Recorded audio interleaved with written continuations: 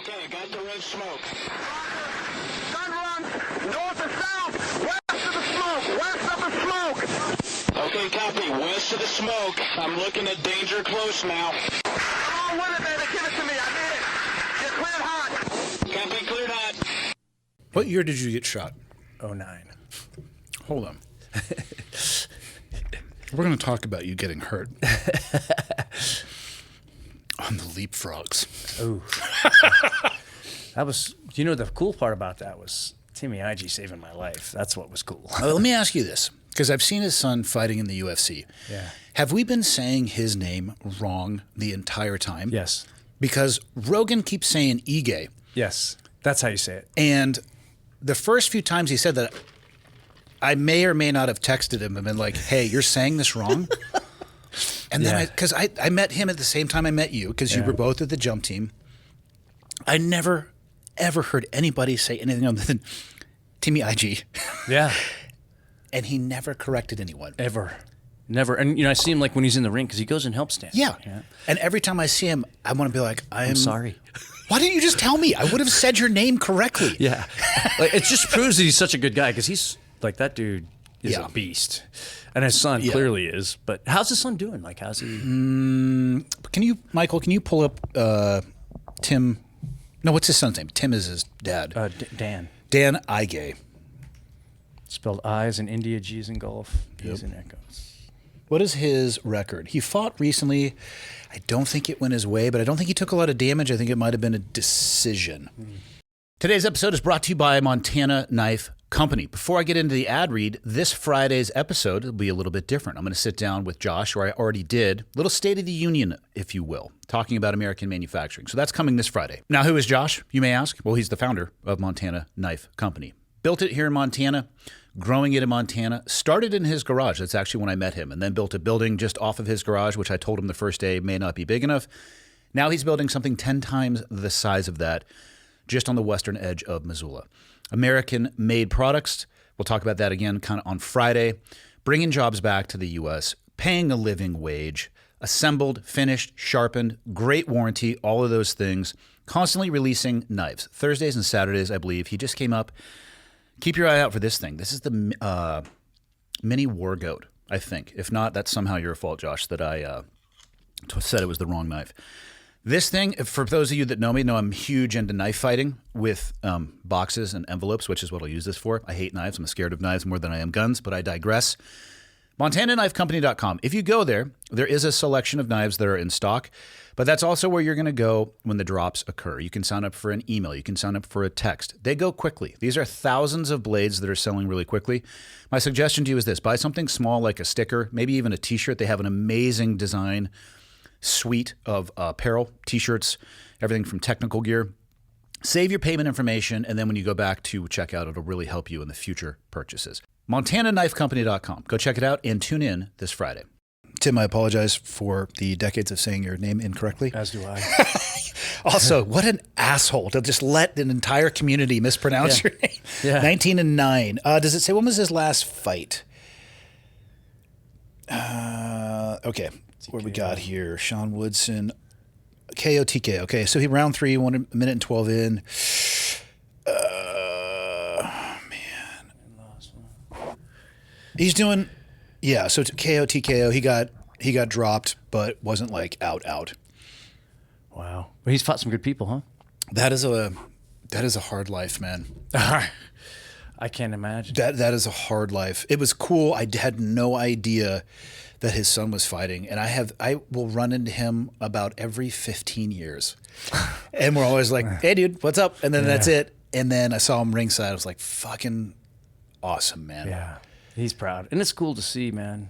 Do you remember him saving your life? Oh fuck, I don't. What I remember is no. But we need to tell this story. I need you to paint with a broom here a little bit. You can Bob Ross all you want. We have to.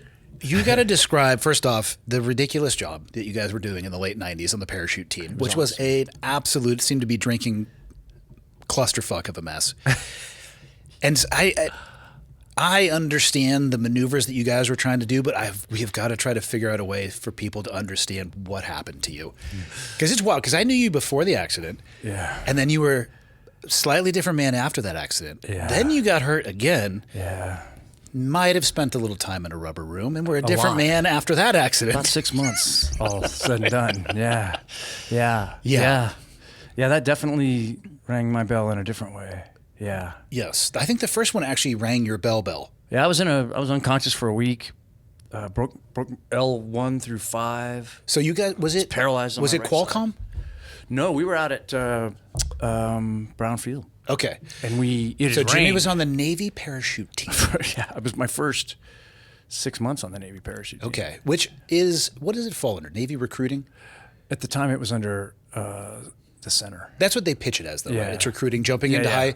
You'll see them. It's like the Gold Knights do a lot of actual skydiving competitions. This is, what would you call it? Canopy demonstration? Yeah. Basically. It's just- Smoke, drag planes by, like, a lot of really cool stuff until it doesn't go your way. Right.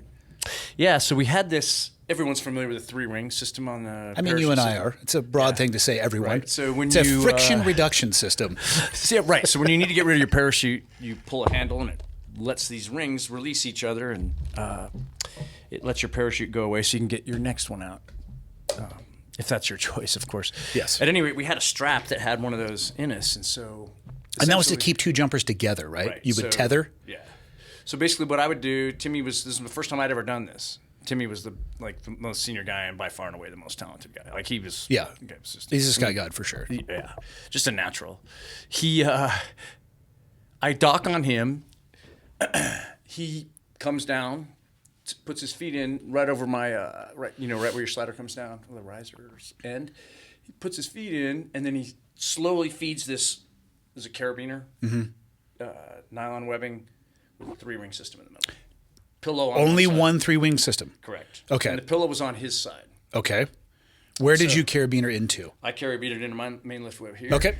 And he had it carabined in his, and then he said, "Okay, ready, break." And when he did that, he turned and I turned this way. So then we're in a down plane. So both parachutes are facing the ground, going straight down, and it's cool, right? It looks cool from the ground. It's fun to be in. It's cool. And then the breakoff's at 500, which turns out might have been a little low. Yeah. So, and I'd done it before, but not using the strap. Okay. Right. So, Why even use the strap? Because when I went and augmented the team, yeah. let's just say lessons had been learned previously. I'm not going to mention names or incidents, but the strap was no longer authorized. Right. It was a lot of crossing legs and holding on that way. Yeah, You're yeah. literally just bear hugging Yes. people. Yeah. Yeah.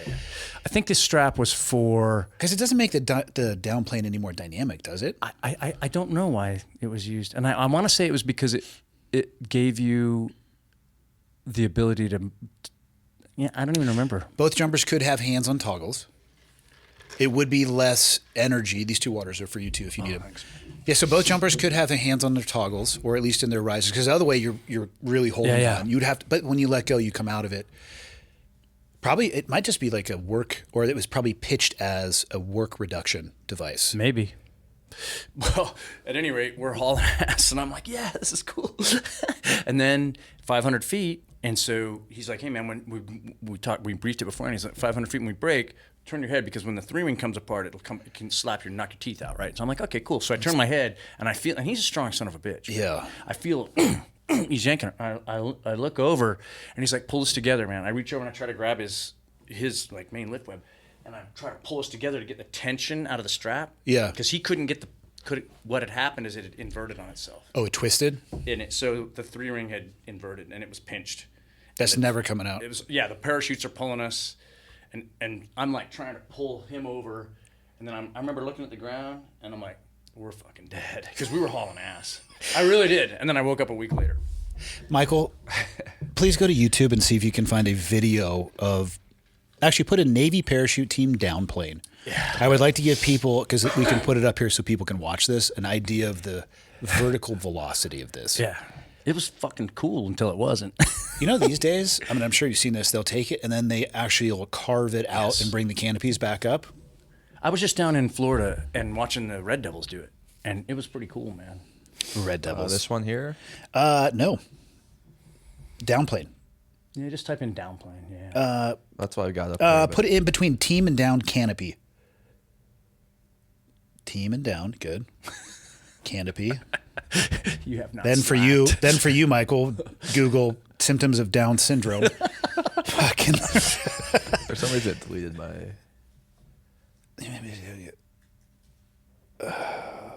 It was fun. Yeah, I would love to be able to show people an example of this. We may not be able to. Oh, There it what? is. Go down. Go down. Hit that, Bab. Yeah. Enhance. Scroll through. Gainer. Nice. On heading. Keep going, Michael. This is actually, though, showing what you were talking about where they climb the canopy, you're climbing down. Yep, putting his feet in. Yep. Switching to night. God damn it, Michael. Move forward a little bit. Nope, that's just a smoke. Smoke. What Jump do you in. these days? I just have that Squirrel. I think it's an Epicene Pro. Okay, we're getting some canopy stuff. Good old Jim Woods. Okay, hold on. They're not going to show it. Show it. From what I understand, and I could probably be very wrong on this, but I've never heard of anybody landing one of those and surviving. Just me and Timmy. And it was because Timmy reached up and grabbed his Not in the risers. configuration that you guys were in. How did Timmy not get hurt? Or he are you did. saying that's what he saved your life by grabbing? Okay, this is interesting. So this is actually how they do it now. Now they're side by side. The guy basically, Michael, has got him in close guard. Oh, okay. Yeah, see, he's got his legs around him. And so the guy on the right is actually the one steering because he has his hands up in the toggles. Yep. Dude on the left, now they're going, what do we got? Call this scissor guard, not gay. Lesbian. Yeah, rotating. We call this 50-50. Now we're talking about impacting the ground at that velocity. Perfect. You We found were it. hauling ass. Timmy reached up and grabbed his rear risers and pulled him down, and he basically flared like that. So I actually hit first, and then he slapped, but it busted ribs and punctured his lungs. What were the totality of your injuries? The brain damage was pretty significant. Yeah. And then the paralysis, but that was just temporary because of the swelling in my brain. The fractured vertebrae, pretty big deal. How long were you in the hospital? That time, a few weeks, and then I was in I was in this program where I had to learn how to do the grocery list again and how to seriously, I have this much money and I need to get these many things. Seriously. Yeah. And I'm in there with stroke people. Yeah. And they had a parent teacher conference where my wife would come and they're like, Jimmy did really good today in class. So you had a massive TBI. Yeah. Okay. How in the hell? That was a great story. The guy who signed me back on, this is fucking crazy. No other, so I had to go see a neurosurgeon, and he was going to determine whether or not I was going to stay in the Navy. So the neurosurgeon I go see had been a team guy in Vietnam, and then went over to the Air Force and flew Strike Eagles. Really? And then got tired of that and said, fuck it, I want to go to medical school. And not just medical school, but he wants to be a neurosurgeon, right? So, Was he still wearing his bird? yeah. That's awesome. And his wings. Yes. It was cool. And he was so chill. Anyway, I come in and the wife's with me and I'm fucked up, but I don't want to get out, right? And he looks at me and he goes, I know what you want. And he looks at Kelly and he goes, what do you think? And she goes, well, if that's what he wants. And he goes, all right, so it's her fucking fault I got shot. I keep blaming her. It was really her. How did you so where did you go after the jump team though? Because obviously we shared some time, not the same Yeah. squadron, but shared some time at the same command on the East Coast. Yep. As usual, I was there first, got injured first, or just following in my footsteps. Obviously I got shot. I went for so my you penalty lap. So, yeah. Yeah, where did it go after that? So we didn't really know a lot about head injuries at the Yeah. time, and I started having really bad anger problems, fucking really bad. How and would my they wife, express themselves? We're talking yelling or damage to rage, stuff? throwing, smashing shit, just quick in traffic, and I wasn't even driving. I'm fucking yelling. Did you know it was happening, or did you just feel out of control? I felt out of control. So my wife is like, "Hey, we need to go." So we had the command for Warcom, that guy, that captain, doctor, and he put me on an antidepressant. And he's like, he told me this story. I guess there was some famous railroad dude who was this super religious kind of upstanding citizen, and he got fucking smashed in the head with a railroad spike at frontal lobe, and he turned into a drinking, whoring, fighting, gunfighting crazy fucker. So that's the example he gave me. He goes, head injuries do this. I'm like, okay. So he put me on, I think it was Zoloft for a little bit. How did you? Well, I went angry on my head shed, and then I got sent to Yuma to be an instructor. That's right. Yeah. I told them to go fuck themselves. Did you? Which did you was fucked up because they were good people. Yeah, but I mean, again, and that's the question. Like when you're in that. Oh, you don't know, man. I was going to say, did you feel normal? Did you feel like you needed to be on Zoloft? I felt like it was fucking. Like the world was conspiring against you? 100%. How did you come out of that cloud? Like, what is that like? I don't know that I did. So Like then to I would this day? stop. No. For a while. Okay. I would stop taking the meds, right? Like, take them for a while, and I would mellow. I am not an expert on these, but I know you were not supposed to supposed to do that. recreationally go on and off antidepressants. Yeah, 100%. Well, I'm fucking making great choices, right? Yeah. So I was like, I'd go off of it, and then something in my life would hit me, like my wife would say, hey, are you taking your meds? And then that made me even more pissed off, Yeah. right? Because, you can see it, So I battled that for a long time. I don't do that anymore. I don't battle it. I don't battle it. I think that the head injury stuff, I mean, it's been, guys have smoked themselves and their wives have really done some heroic shit, bringing more attention to it. But I don't know that we're ever really getting our arms around it, Why do you think it takes some people to the point where they make the choice to kill themselves and others it doesn't? That's a really good question, man. Because I don't think you can do the job we did. I mean, if you think about it, even back to jumping, when we're out there at Marana testing new canopies. Fuck yeah. And you're like, I guess I always see stars and have nosebleeds on opening it, Busted teeth. But yeah, and when like, the bundle, fuck. they'll come out with the G-Shock meters and they're breaking them and they're like, maybe we shouldn't test this. Yeah. Or your head bouncing off the risers, let alone breaching charges, whether it's in training and you're just internal and you're eating it, or overseas and you turn Busting around. your jaw on the bar in the boat. Yeah, I don't. I don't think you could do the job without having some micro level of trauma to the brain. But why does it do that? I mean, have you encountered anybody who has an understanding of why it destroys some people and not others? I don't. I have no clue. And one that was really, really hard for me. I was in a really good. I was finishing up my time as an undergraduate recently, and a dude we both know pretty well smoked himself. Probably one of the toughest son of a bitches in the world, really. And I was like, he'd help me when I was in the hospital in the emergency room, suicidal gun in the mouth, that kind of stuff. He was there.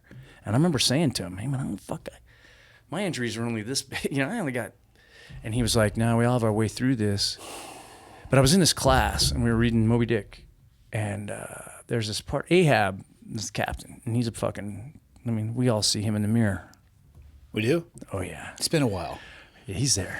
I think I might be the whale. Very slow and not intelligent. But the whale's fucking whipping some ass. And I'm okay with that part, as long as I don't have to do trigonometry. Yeah. I think, there's this chapter 119, it's called The Candles. And Ahab is getting ready. Like, they've been through some shit. They're in this storm. And the next day, they're going to be fighting the whale. And he's like, well, not the next day, but soon.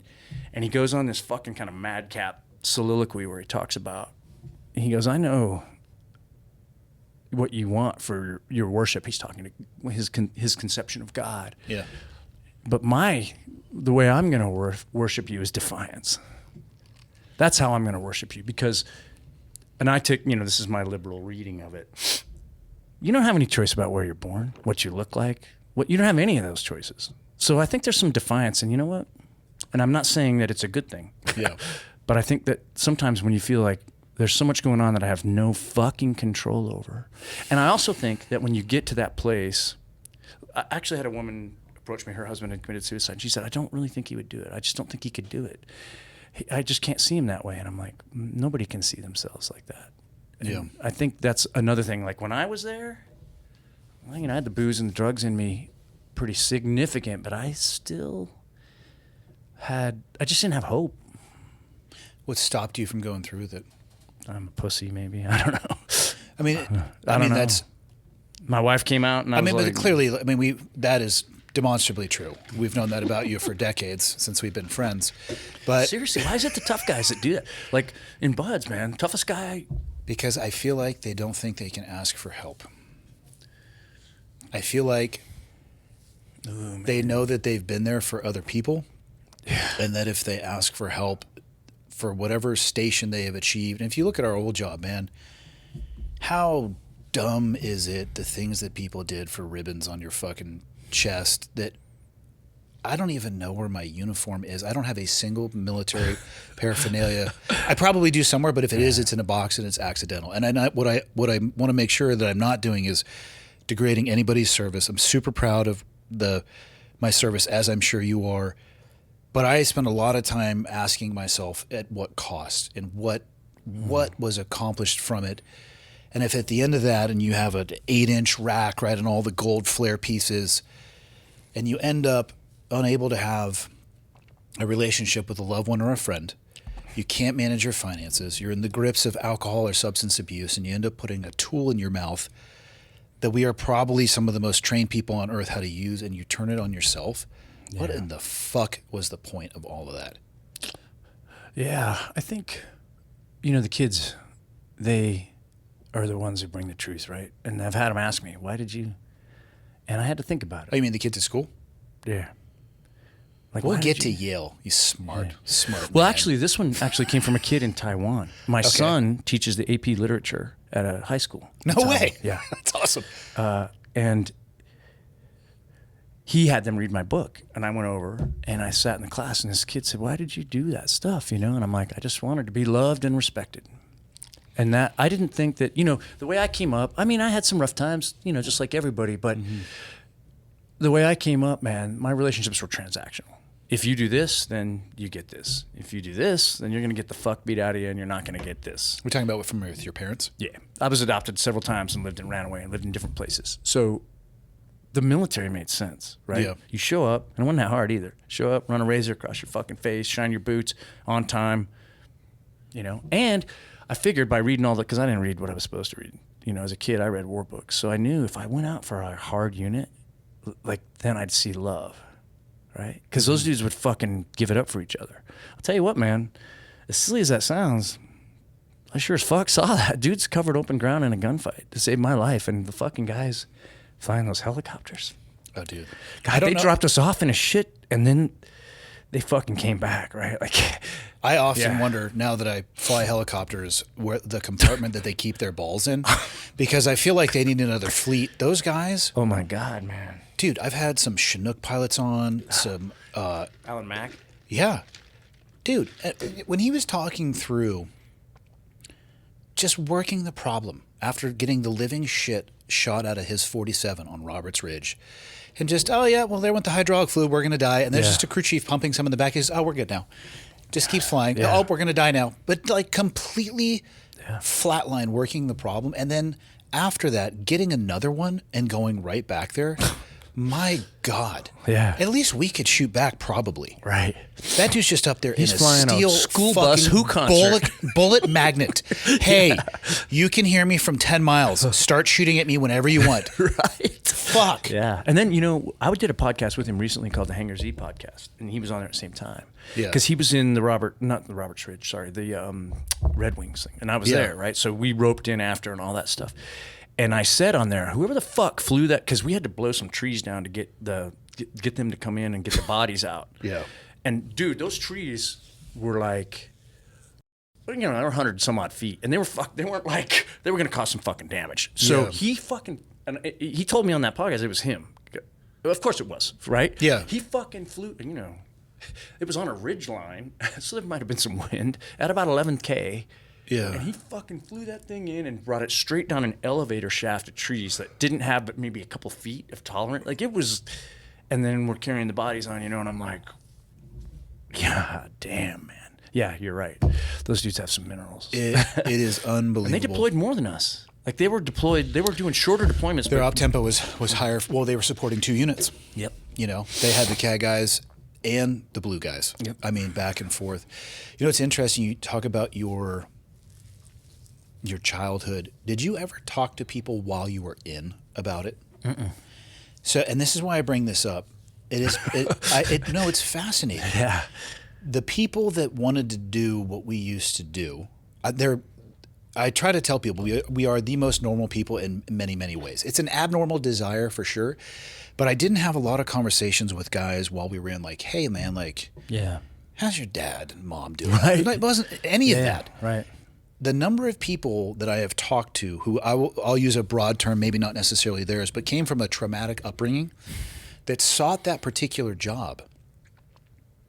There's got to be something there. And I think it has something to do with what you described. It's either the love of the people that were around you, or another one that I've heard is people that were pretty heavily abused looking for a way to smash bullies. Oh, I love that shit. Yeah, but here's the problem. If you don't deal with the shit you brought in and you pair it with the shit that happens Now when you you're got a in, milkshake. then you leave and geographically separate, you are a ticking time bomb. You're a menace to yourself and your family. Yeah. Yeah. 100%. Yeah. I didn't have any of those conversations when I was in. You know, I think the first conversation I had about it was after I did the plant medicine. Really? With a bunch of dudes that had done our line of work. Yeah. And we're like, that happened to you too? I remember there's a It's statistically anomalous, the number of guys. Like I don't think there's a study. I have no data to support it. And I can only speak for the conversations I've had with people we know. But I'm like, what the fuck? I'd call it 8 out of 10. There's a guy who actually, what was his name? Blue. He was in Blue.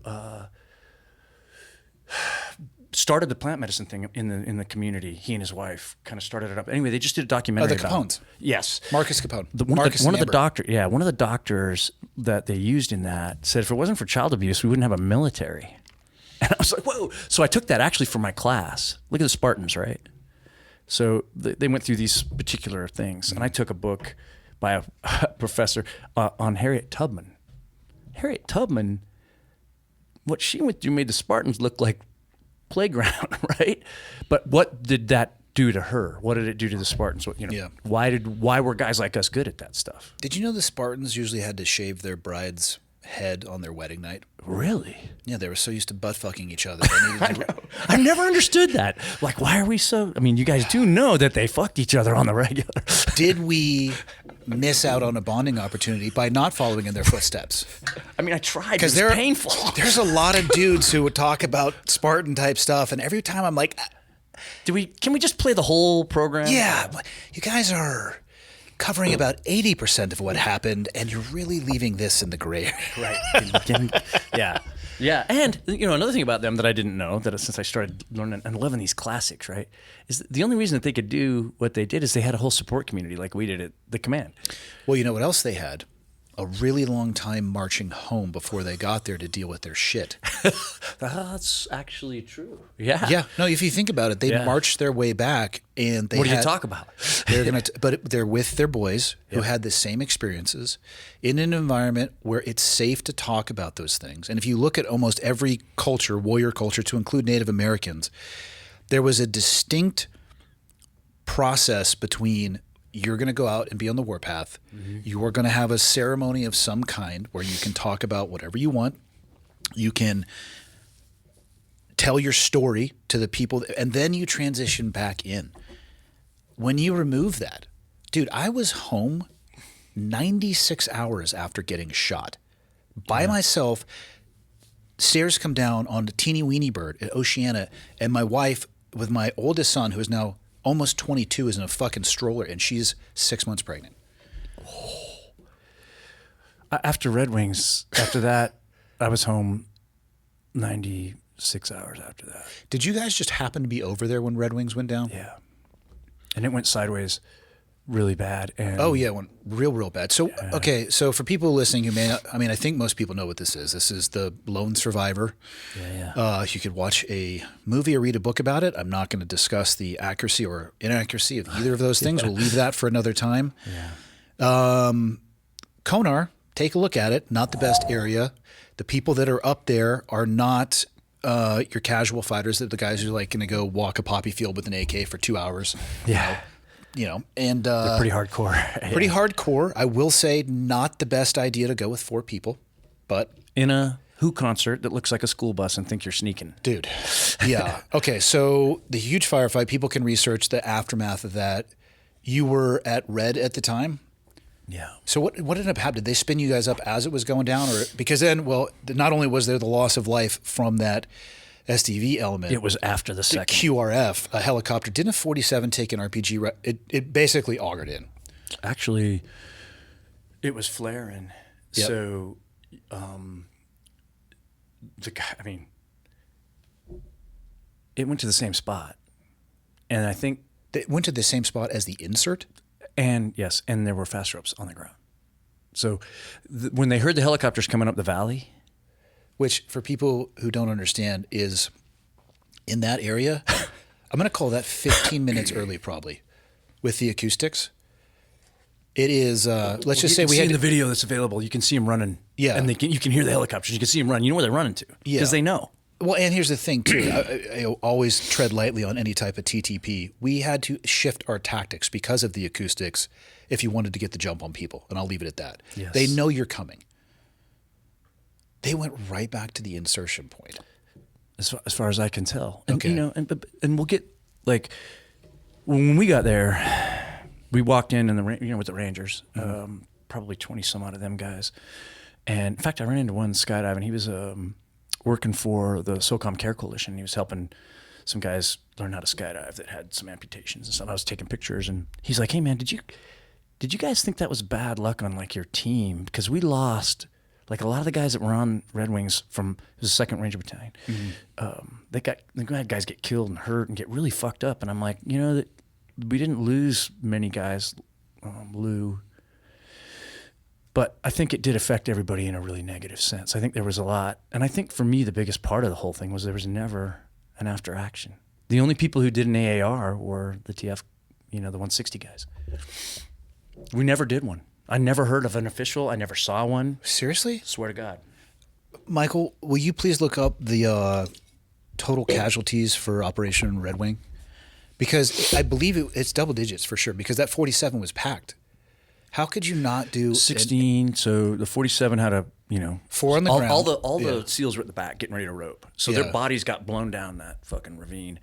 And when we got there, it was still smoking. There was an engine cowling and part of a blade on the edge of the ravine, and then you could see the fucking black, oil and fuel and shit that went down. And the Rangers were like, "Hey, we'll go down and get those guys because they're your fucking friends, man." And those dudes, Yeah. they had to drink their fucking IV. I mean, like. I Those saw a picture of motherfuckers. that recently, actually. I don't know how serendipitous. dudes. There was a picture of Rangers. Yeah, they were IV'd up on their infill, just walking in. Did you find, Michael? 19 killed, 1 wounded. How in the fuck could you not do an AAR on that? Maybe there is one, and I didn't see it. I never could. And then it's funny because the next deployment, we were in Iraq, and we had augments, Yeah. and these guys come in, and they start telling the story, not knowing that You guys, a were handful there. of us were Yeah. there, and it was so fucking far from the truth that I was fucking so angry that I remember asking, "Is there a fucking after action somewhere?" Like it turned into such a fucking fairy tale. And I went round and round and round, and eventually that whole thing really took a toll on me because I bitched so much and I talked so much shit about those guys and when I got hurt, I had to think about the ways I acted the same. Right now, there's some big differences, of course, but Yeah, one could argue that I made some one of the bigger mistakes. differences would be that you were telling the truth when you got hurt. Yeah. Yeah, I don't want to Monday morning quarterback anything, but every time I talked about, and I was not involved in it, I wasn't overseas. Like I said, it was Red Squadron that was over there. Every time that I've talked about it with people, it was through the lens of lessons learned, through the mistakes that were made, of which there were a lot. And again, like I kind of made a joke, like you don't go to Kona with 4 people. You don't fucking do that. Yeah, you don't go anywhere in Afghanistan and think you're not going to get found. Yeah, I mean, Kona's like troop plus minimum because those guys up there are ready to party 24/7. 24/7. Like, yeah, you're going to find dudes sleeping in their shit. Yeah. Which I mean, not that you couldn't find that like in other provinces, but Yeah. I mean, there's a reason that they're up there. Yeah. It was only 3K from the Pakistani border, so it was. Yeah. It was, So did you guys? we were up there we ended up walking while the Rangers went and got those guys' bodies. Which fuck, man, that was. I can't imagine what that was like carrying those fucking bodies back up that hill because they were intact. Like the crew, all they found were some bones because they were strapped to the helo. did they just kind of get spit out the back and died from the impact? They were all burnt really bad. Okay. Yeah. Whatever it is, I hope it was fucking quick. Yeah, me too. Anyway, we put the bodies on there. The next morning, it was raining. And man, I want to tell this, but I don't want Lou's kids to hear this. Didn't Lou die on extortion? He did.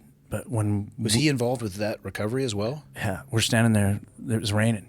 It rained all night. It was fucking nasty. And we're standing up there, and it's still smoking. And they were getting ready to send us down into the village to start like trying to figure out what the fuck was going on. And Lou, he walks up to me and he goes, "Man, fuck, I wouldn't want to die like that."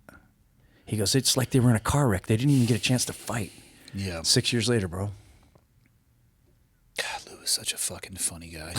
Blue 82. Lou 82. Dude, so I think... But I don't know if that's something you guys should, with his kids. That one's not bad, because honestly, I think everybody can understand they probably wouldn't fucking burn to death. I openly say on YouTube, my goal in flying helicopters is to not die slowly covered in Jet A fucking from head to toe. Like, my nightmare is somehow I survive a crash and I'm pinned.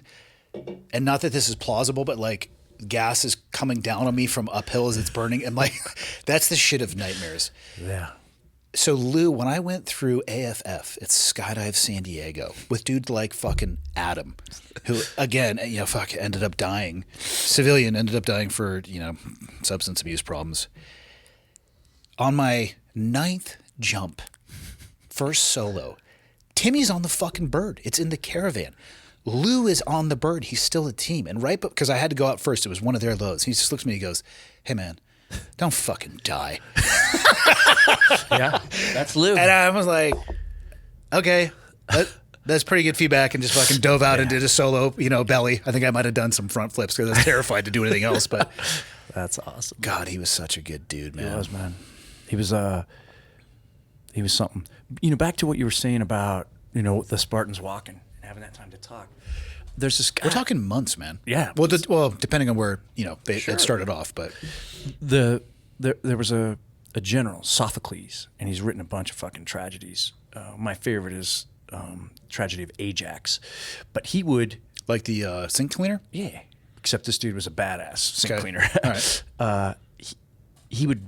He wrote these plays after these wars, and he made the veterans act them out, and then all of the city came to these plays, and there's a guy named Brian Dories who's written some really good stuff about it. Essentially, he saw that as a way for them to get through the things they needed to get through to come back to being a good citizen. Being a good citizen was a really big deal then.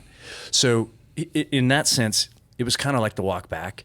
He wrote these plays that showed like the Oedipus stuff, right? Like the tragedy of life. Like you don't have these choices, and you end up in these positions, and you're just kind of fucked, and you got to work it out. And there's no real easy way to do it, and there's no pretty way. And it's just life. He had those guys go through those things on the stage, and then the citizens came and watched it, and they were all kind of there feeling those emotions together. So this guy Brian Dories actually took a troupe of actors and took it out to San Diego. Actually, when the Marines came back from one of the deployments in Iraq, and fucking dudes lost it, crying, screaming at the generals. Like it was a big deal. But that's the things that it elicits. That's what it's supposed to do. Yeah. I'm of the opinion that if you touch war, it touches you back. Yeah. So, I mean, and like I have a coffee cup and we have a water, like meaning that, like different volume, except for this is probably identical, just a different shape. That's a horrible analogy. You know what I mean? Some people are a shot glass. Some people are a redneck guzzler, 64-ounce 7-Eleven, soda can. Mm-hmm. You can only take so much, man. Yeah, I think I tell like the kids, they ask about it, and I'm like, it's the same way I think you get numb to the politics. Did you ever get numb to it? The work? Yeah. Yeah, I call it Che Cliff. Did you really? Che Guevara. Not only numb to it, but like I liked the fucking violence. Really. No, I loved the violence, but I never got numb to it. Oh, I was like, this is just fucking... Yeah. All right. I mean, clearly you're fucking crazy. I've known that about you for a long time. We talked about the head injuries. Yeah. I always understood what it was. I loved it, but I loved it because I felt like it was important and it had a purpose. And let's be honest, I am a competitive person and I like winning. And I can't think of a game on a board that has higher stakes than what we used to do. Did you ever, let me ask you this, did you ever think you were going to lose? Because I never did. When we went out, I was, and it didn't matter what it was. I constantly asked myself and was wondering whether or not I was good enough to be with the people that I was with. I don't think I ever thought about losing. I think my biggest fear was not being good enough and fucking up and somebody else getting hurt or killed. Yeah. My first philosophy class at Yale, the professor asked me flat out in front of everybody, he's like, hey man, when you went into combat, like really into it, what was on your mind? Like what was front and center? And I'm like, yeah. He said, you're worried about your life. And I said, no. I said, what I was worried about was making a mistake and getting one of my mates hurt. Yeah. Or killed. I mean, you're aware it's a life and death thing. And I think, again, I can only speak for myself. I mean, I was aware of the circumstances, right? I'm aware of the gravity. Yeah. Clearly, we had volunteered multiple times to even be where we were going to be at. So you had thought your way through that in a peacetime. And maybe that helps because you had already in some way put the puzzle piece together in your head. You're like, okay, there is risk associated with this. I'm accepting that risk, and it allows you to front sight focus, right? Yeah. But, man, I'm trying to think about, I mean, most of the time when I was over there, I was a point man. I was just like, where's the next place I have to get? Like, where's the ready point? Like all these things. That's all I was thinking about was a chunk at a time. Yeah. You guys carried a lot of weight. Yeah. Yeah. I think that at some point there were times where I thought, okay, to what end? Like, what the fuck are we really doing? Yeah. You know? I have more of those thoughts now. I do. than I And, did you know, then. that's one of the great things about going to school was that I got to work through a lot of that shit with people that didn't know that I was working through that shit. I was working through their shit, but in these classes and talking about. That's one great thing about the classics, because nothing we say or do is all that original. We're not that fucking special. There hasn't been an original creation. Probably the first generation of human beings, I think that was the end of original creations. We are idiots, though. We like to do a lot of the same things and claim that it's new. I mean, computers, that's probably pretty new. Yeah. You know, flight, I'll give you that one. Human flight, there were birds around. But that's the thing, too. Like, we're talking about AI, right? Like, so technology, you know, we have fucking iPhones and running water, but we're still assholes. We'll still fucking kill each other, lie, steal, cheat, rape, all the things. We're not, like, our DNA is not keeping up. So No, the technology is evolving faster than humans are. Yeah. And I think that's probably the problem.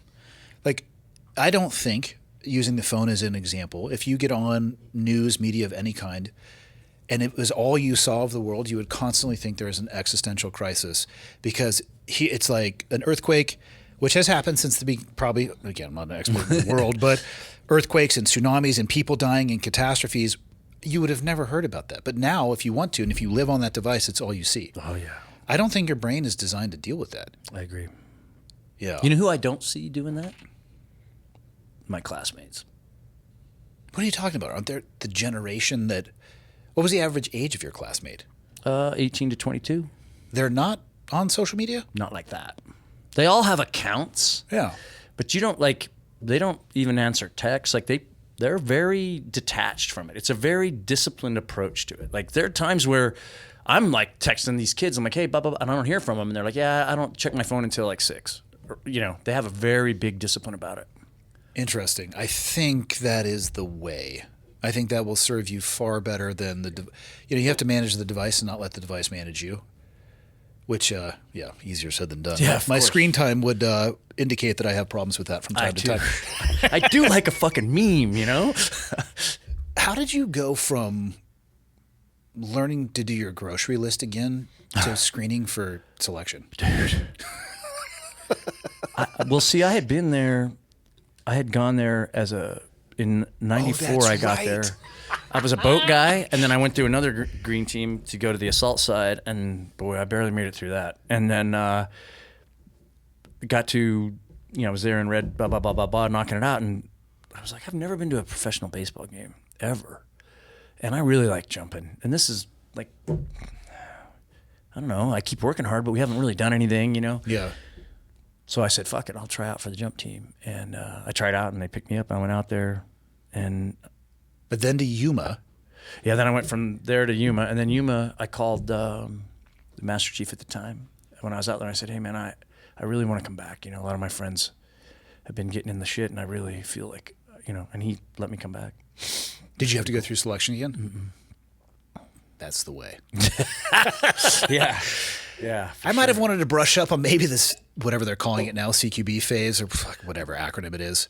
You know, it was funny. They put me through, they took me to Shaw's Yeah. with the squadron, and they put me in with some guys that were relatively new. Yeah. In my first run, I shot all the targets in the room, and like everybody else was kind of slow, and they're like, okay, you're done. Yeah. I remember my first Shaw's Kill House run in Green Team. God, they're Horror. so... I didn't... I identified 0 targets. I blasted them all. I was up there with my fucking 226, number 1 man, and they're so good at inducing stress. Oh, yeah. It's fucking Aaron Baldwin and Newdecker giving a brief. It was by brief, I mean the entire thing was brief. They're like, these are the performance standards. This is what it should look like. Go fucking line up. And I was like, oh, dude. And, you know, there's sweeping angles and how far off you should be from somebody's barrel and when you should decock and How far off the wall. Yeah. I remember that door open and I just went in there and boom, boom, boom, boom, boom, boom, boom, and shot targets. And then as I was clearing back, I had the realization that I probably should have identified whether or not they were shoot targets. Thank God they were, because I probably would have been gone that first day. Yeah. Yeah. It got better after that, but whew, man, stressful. That was a stressful time. Yeah. When it's a 1-to-1 ratio and you have a guy assigned to watch, not that he's like specifically watching you, but they'll every time, because we started with 2-man entries. Yep. And I think there was 4 dudes in the rafters. You're getting away with absolutely nothing. Nothing. Yeah. I saw where your eyes went. What do you mean? Yeah. Decock too late or this, that, or the other. Yeah, that was... I heard now they got the fellas wearing like bio devices and they can see what their heart rates and breathing's doing and all that kind of stuff, which is funny.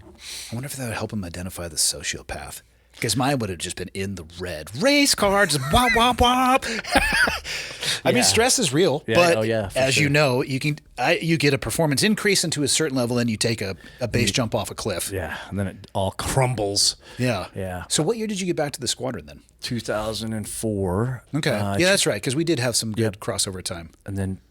So you got there right before I got hurt. Yep. Yep, that was fucking fun. Yeah. And then you were with... Do you have hardware?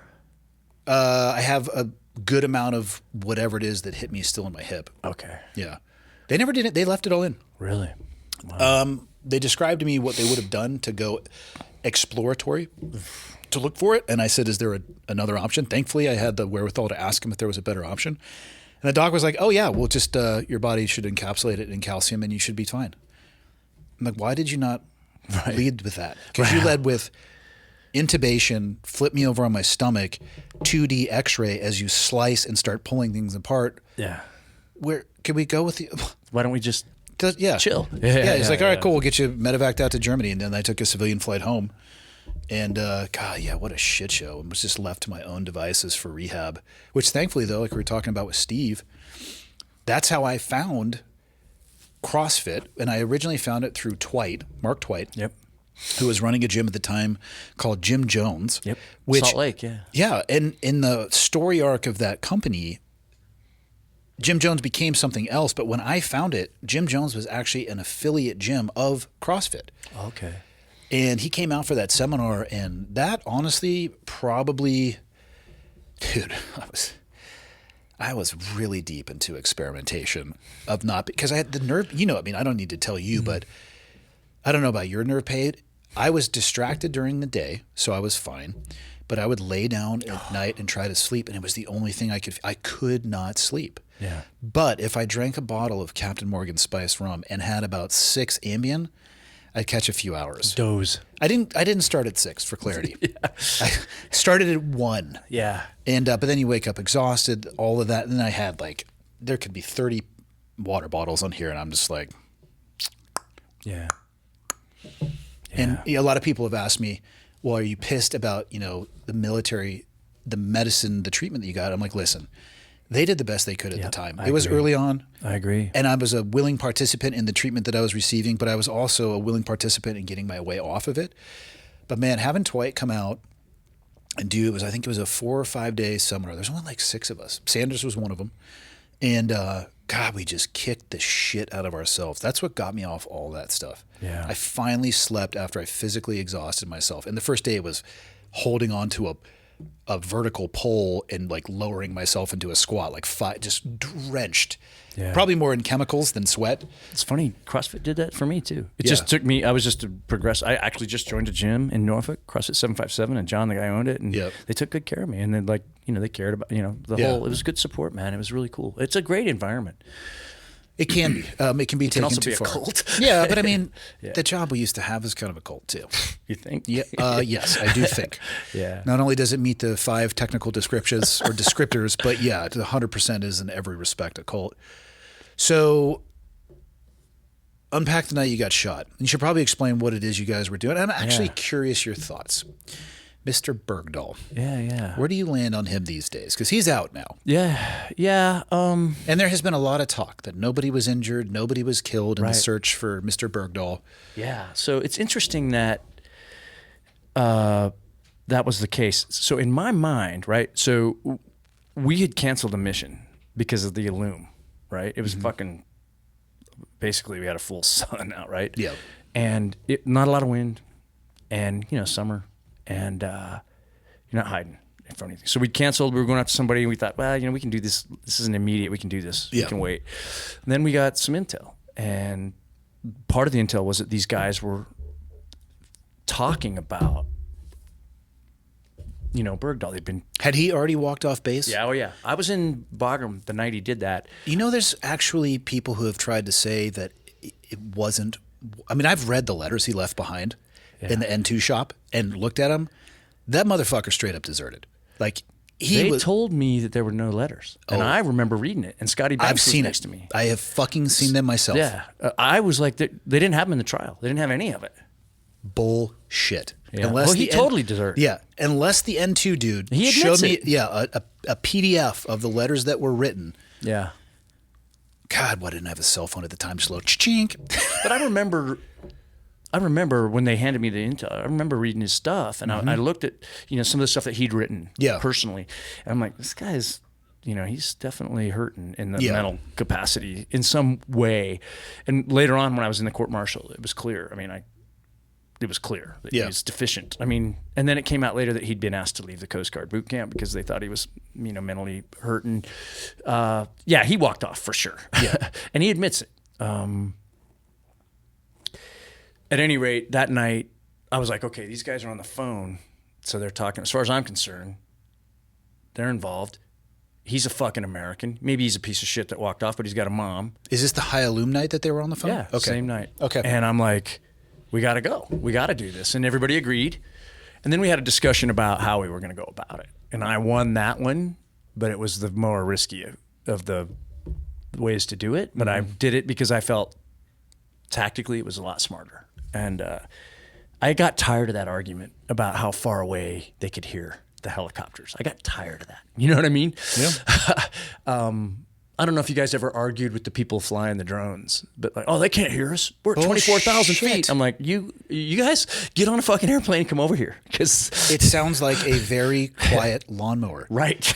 But that's what it, you can hear Preds and Reapers 100%.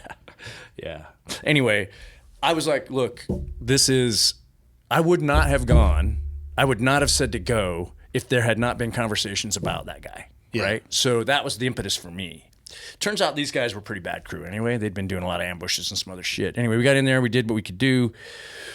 And I didn't find out until much later that the first proof of life came off of the guys that I was immediately involved with.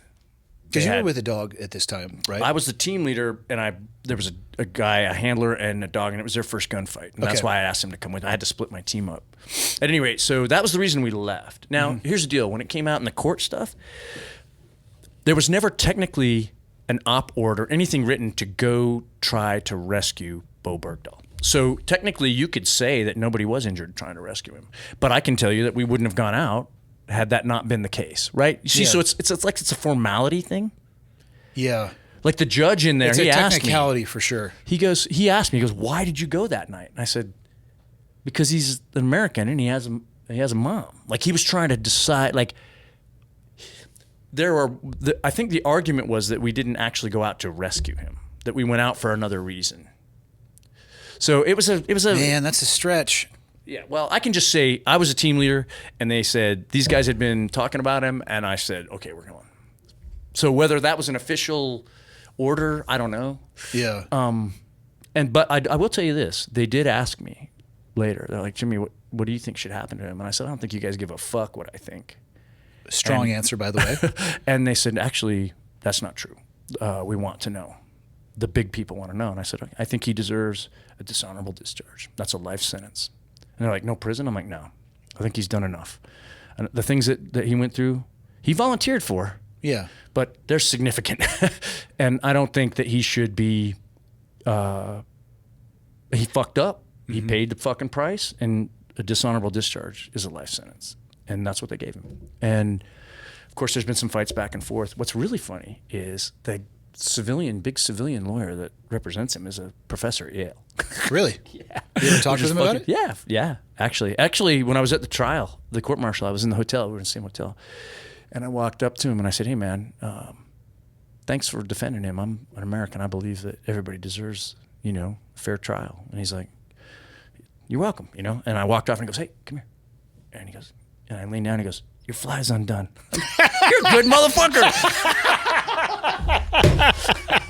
So he wasn't a bad guy after all. Anyway, Yeah. the mission was like, it was crazy. So we were going to the Y, turned out to be the X, big Yeah. fight. Ended up splitting up a lot of guys. As soon as you guys got off, was it straight into a gunfight? Before the helicopters landed. The door gunners were getting it. Yeah. And then it was a fight, and then there was just people fucking screaming and running everywhere, and it was just chaos. So I had to split up the team, engage some folks. There's three of us and the dog, and actually got to a spot.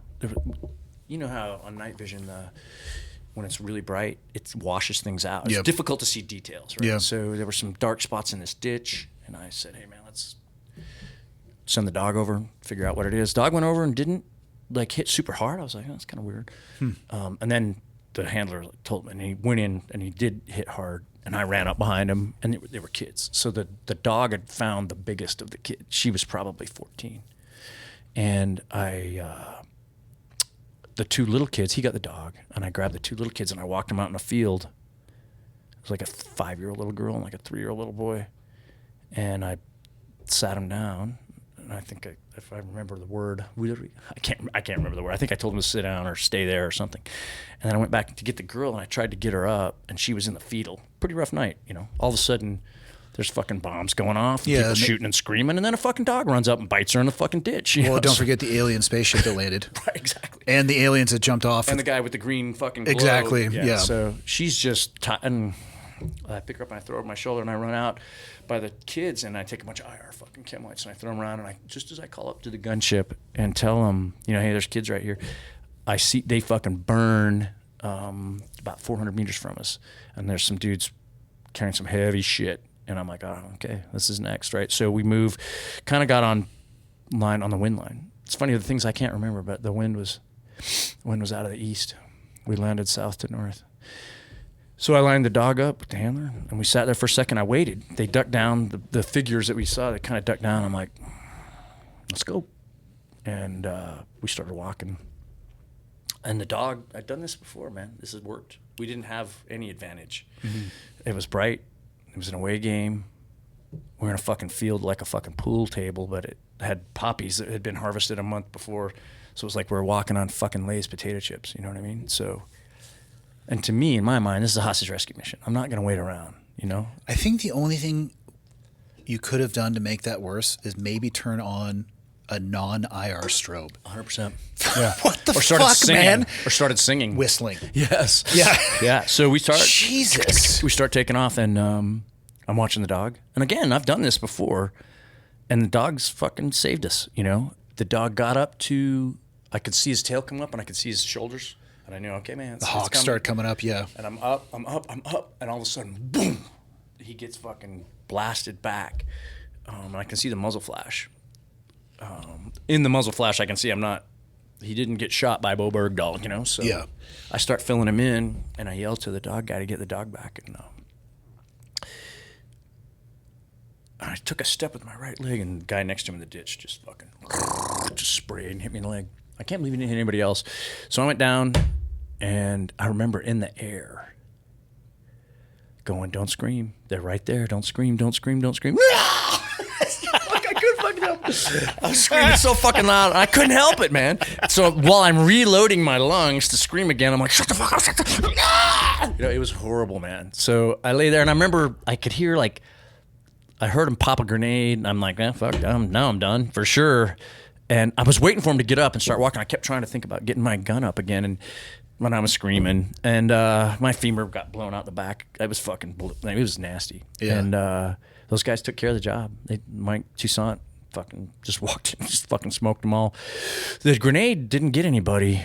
You know how they always kept the pins out and those 2 grenades on the edge? And Yeah. he was just, you know. Not a fan, personally, just so you know.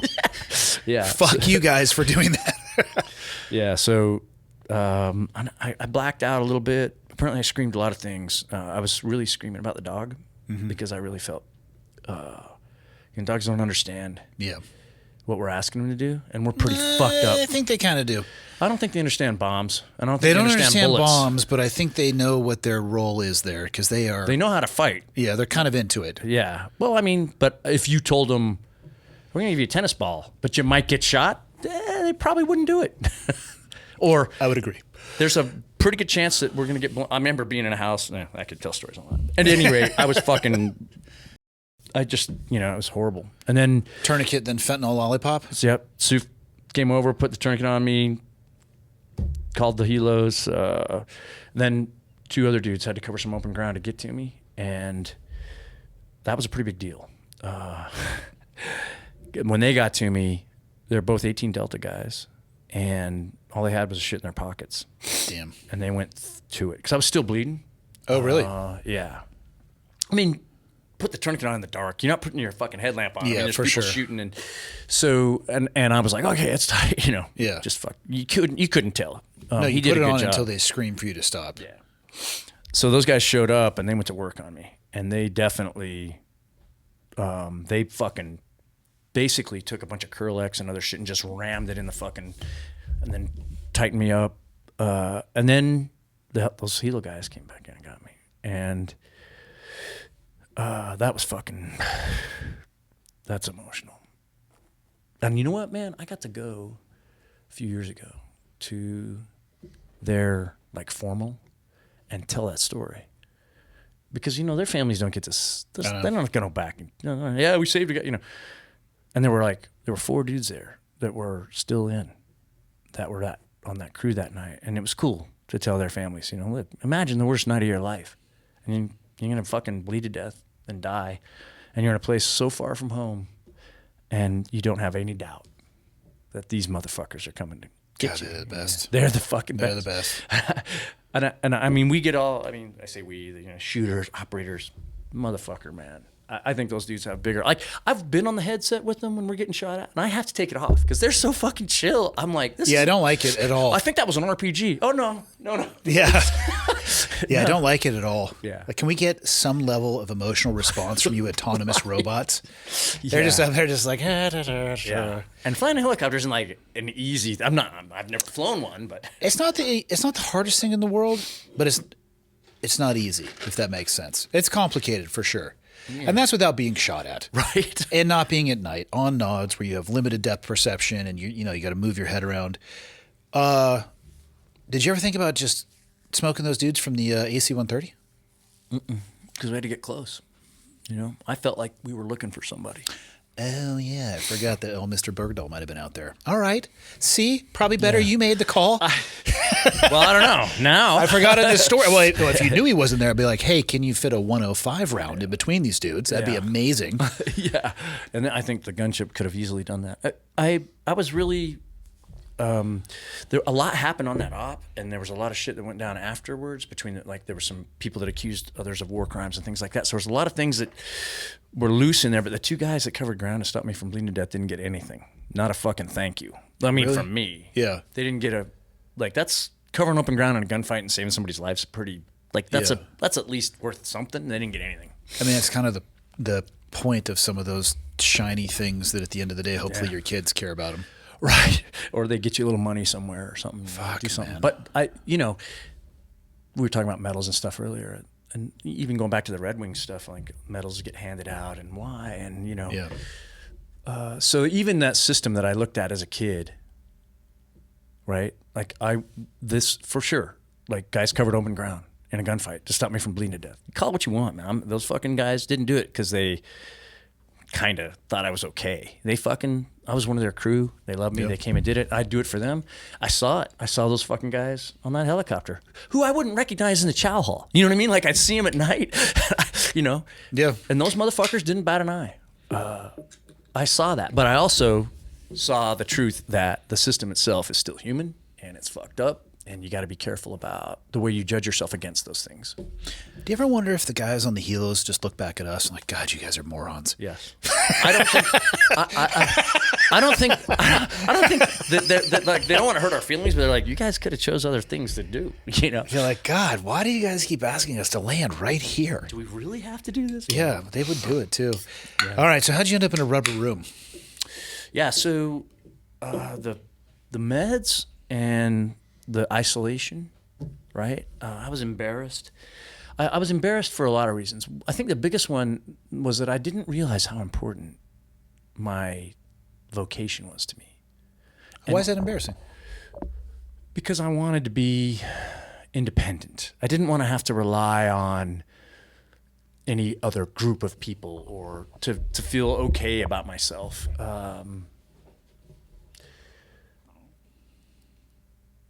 I felt like I had kind of lied to myself and that I really did love what I was doing and I really did love those dudes and I really didn't know what the fuck I was going to do with myself anymore because I didn't really think there was anything I could do. And I honestly didn't think there was anything that was just worth a fuck doing. I felt like what we were doing was about the most important shit in the world. Yeah. At the time. So when you got your journey home from there, so you were in Afghanistan, you probably went Bagram. Yep. Did you go then Bagram, Germany, and then Germany home? That's where I got the quilt. Yeah. And then Germany home, yep. And did you think there was a chance you would be able to do the job again, or were you being told that, like, definitely not? I was told that I wouldn't be able to do things the way I used to. And that means, like, I wasn't going to be able to run. Okay. Which, I mean, I kind of can now, but it's not very pretty. Of course, it never was. But no, running promotes cowardice. It's not it's the best thing about getting shot, I think, is you don't have to run. Truth is, though, there's guys, I could have. Yeah. I could have continued with it, but there was something in there that broke away, and I needed to kind of get away from it. When you got back to VB, when you talk about the isolation, were you self-isolating? Yeah. Was it at home, or how were you going about this? Because I was fucked up, so I was off. I kept having surgeries after surgery after surgery. Yeah. Like, it was a pretty big deal. They had to fly me to Arizona. Some really nice private citizens helped me go to the Mayo Clinic. What and is that because there were issues with previous surgeries, or was it just it was the complexity of the nerve damage? Okay, because like you said, your femur. Where did you get hit? High on the leg then? Yeah, right above my knee, and it blew. It blew my. I think I have some pictures of the X-rays that are pretty good. But I thought you were going to say the injury. I was going to say go fuck yourself. No, I think I was into that. But Michel is a sensitive young man. He can't see things like this. Yeah, good. All right? He's still working on getting used to anime. So that's awesome. Yeah, I think. Were you going into work at all, or were you just hanging out at your house? I was avoiding. I hung out at the house because the guys were still deployed. You're describing the exact situation when I came home too. Yeah. Was anybody from work checking on you? Yeah. That I didn't have. Really? Let me tell you, not safe. Yeah, it isn't. Well, you have no, like, what do you Especially after I tried to go fucking batshit. That's when everybody was checking on me. After you tried to go batshit? Jimmy, you went batshit. I did. I don't half-ass things. Yeah, no, I definitely did. Okay, so you're isolated. At least people are checking on you from work. I'm going to hypothesize that you were probably putting on a good face for them. But 100%. Yeah. Started at the hospital. Jay Redmond came to my house, and I didn't know who the fuck he was. And he walks in, yeah, I'm on drugs. I'm like, what the fuck's wrong with your face? He goes, I ain't got shot in the face. I'm like, oh, I'm sorry. And he's like, listen, man. He goes, he didn't give a fuck about it. He was fucking, it was so bad. He's like, look, there's no manual for how you take care of your family and yourself after you get fucking wounded. So I've been taking notes. And here's a notebook. I just wrote it for you. And I'm like, holy fuck, dude.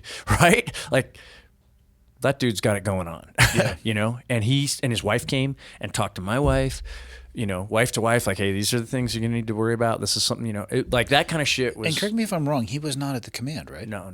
He was later after he was wounded. He was there. They had him doing some stuff at the command. Yeah. But cool that he still went out of his way to do it. And I don't think I was the only person that he did that with. Like, that place is kind of a wood chipper, man. Yeah. Like there's a cost to that job. We were for sure. I don't even put myself in this category, but there were people there, like the number of combat deployments they've done and the shit that they were doing, they were playing a very high stakes game of craps. Yeah. Some of the guys did some very big things over a very long time. And it's pretty impressive. Yeah. I hope they can survive those things. Yeah, me too. I think we have mutual friends. We could talk offline. Like, they don't interface with society as well anymore. Yeah. Yeah. So again, I have a lot of, like, driving for me. I'll think about, at what cost? At what cost? Yeah. I think I try to think about what it was about all of it that that really drove me. And so, finding the bullies, wanting respect. But there was something about being in a group of people that have that kind of drive, regardless of what it's for, that I felt like I was I was living at a frequency that was pretty fucking rare. You were? Yeah. And actually, that's the same at fucking Yale. Yeah. Yeah. You have to go through a lot to get there. So there's a vetting process. And once you're there, there's some expectation. Yeah. And it's very similar. I think one of the hardest things for the guys to recognize is that you will never get back to that frequency. Regardless of what you do when you get out, when you hang it up, you might find a different frequency. I just don't know how you could possibly tune it back to that. I don't think it's possible. I was intellectually lazy. I felt as though the situation existed because of the way I perceived it. And that this big organization created this system, and boom, boom, boom, we all got kind of funneled in there. And I didn't have the courage to say to myself, you're now responsible for making that frequency. Like, that's your fucking job. I wanted somebody to do that for me. Yeah. I don't know if courage is the right word, because you're talking about this now through the lens of time. In the moment, I don't think it's not you're a courageous person. I have an understanding of your military background and the things that you were involved with. You're a courageous person. This episode is brought to you by Brunt. One of the cool things about working with brands is that they'll send you some of their product. Now, they sent me a pair of their boots. They sent me the Omen. I'm here to tell you it's summer in Montana. I'm wearing flip-flops under the table right now. It's just not boot weather. But as I mentioned on the last ad read I did, these might become my aviation footwear. They're the laceless type of boot. And for a while, I looked at people just slipping them on and off. It didn't make sense. I tried these things on. And of course, they're way more comfortable, way more functional than I would have ever thought. And I should have just jumped on the train years ago. But I didn't. I just sat to the side and judged. Brunt has an amazing line of boots, and if you work in an occupation where you need to protect your feet, I highly recommend that you check them out. They're comfortable out of the box. They're going to meet the workplace and workforce requirements of your job. Maybe you have an escalating level of protection that you need. Don't worry, they have you sorted. You can pick and choose and find that level of protection, durability, and toughness that you're looking for your job. Oh, and by the way, they'll let you try them on the job site just to make sure that they're working out for you. And if they don't, guess what? Send them back. Brunt was tired of the workwear brands out there cutting corners. You work too hard to be stuck in uncomfortable boots that don't hold up. So they built something better. Boots that are insanely comfortable and built for any job site. For a limited time, listeners of the show are going to get $10 off at Brunt when you use the code ClearedHot at checkout. Just head over to bruntworkwear.com, use the code ClearedHot, and you're going to be good to go. And after your order, they'll ask you where you heard about Brunt. Please do me a favor and tell them it was from the show. The website again, bruntworkwear.com, and the link is down in the show notes. Back to the show. You maybe just weren't ready to tell you know what I mean? What you're saying. For sure. It's, Part of the reason I say that, though, is because I want the fucker who's out there listening right now that's going through some shit to be courageous. Even though they think that they need to do whatever it is they're doing to isolate or whatever, like, fucking break out of that shit. Don't keep letting yourself get pounded. Have the courage, you know? Because it might lead to a rubber room. Which, how did you end up in one of those? Dude, the Jimmy? rubber room's actually pretty cool. I have never been in one, but I feel like I'm going to disagree with you on this point. I mean, you can't really do anything to get hurt. You can fucking flips and shit. I feel like the boredom would be really, really shitty. It's not the boredom. It's the only thing you have is you. Yeah. How did you get put in there? I stuck a gun in my mouth, and What led up to that? I was really doing a lot of meds and drinking, washing them down with Stolies. Strong. And the wife and I were not getting along Yep. because I was a asshole, and she's the only one that was exposed to it because I wouldn't expose it to anybody else because I didn't want them to think I was a pussy. She already knew I was, right? We were fighting. I was at a place where I didn't feel like I was contributing. You know, I often tell this story. When I got to SEAL Team 8, actually, yeah, was it Green Team? I can't remember. Anyway, older Vietnam dudes, like, look, man, in life, you're one of two things. You're either an asset or you're a liability. You're either bringing something to the team, to your family, your church, your school, whatever, or you're making it harder for the people who are actually doing that, right? So in my mind, that's pretty cut and dried. It's also very fucking simplistic, but I thought I am no longer an asset. In fact, I'm a fucking liability because I'm breathing, taking oxygen away from other people. I'm a fucking drunk. Jesus, dude. I'm fucking... I am breathing and therefore taking oxygen from other people? It was pretty devastating. I was pretty down on the old fucking self. So, take away the hope. And I Did felt you feel like a quitter? It's one of the most dangerous things about our old job. I did quit in buds. And then I went back. Yeah. No, I mean, what would be your biggest fear in a group of your peers? What is the equity that we have? Toughness. Yeah. If you quit... It's currency. Yeah, it's currency. If you quit, it is as bad as it can be. It keeps people in relationships they shouldn't be in. It keeps people isolating when they shouldn't be because it has been ingrained in our head, and this is not the fault of the culture. This is just something I wish somebody way smarter than me could figure out. What are the costs of constantly having this mentality that you will quit at no cost when there are things in life that you fucking need to quit on? Yeah. Like, apply that same never quit mentality to an alcoholic. So just double down? Right. Like, we just go. Yeah. You know, like... It'll take care of itself. Or pills, or an addiction, or mental health issues. Never quit, never ask for, like... Yeah. Where could that lead? It's going to lead you to with a fucking gun in your mouth. Yeah. Well, I think... You know, we create these ideas of what we're supposed to be, right? And then we're also told what we're supposed to be. Sometimes we agree with it or we don't. I think... I mean, I'm 58, and... oh, dude, you're going to die so soon. I know. Dude, I'm in class, we're reading fucking Don Quixote, and the kids are like, oh, he's almost dead. I'm like, shut the fuck up, guys. I mean, they're pretty accurate. Yeah. So, like, you don't... Again, hindsight, you know, all those things. But and how do you say to a young guy, like, believe me, these kids, the ROTC kids or whatever, like, hey, I want to go to Buds. You know, I'm like, you're a fucking idiot. I'm going to send you pictures of my x-rays. Would you have listened to them, though? No, exactly. Of course not. Yeah. No. And what I've really tried to do is give them the full picture. That's, I think, all you can do. None of my kids ever expressed an interest in the military or anything I did in the military, for that matter. It is awesome. I am resoundingly the most boring person my kids have ever met.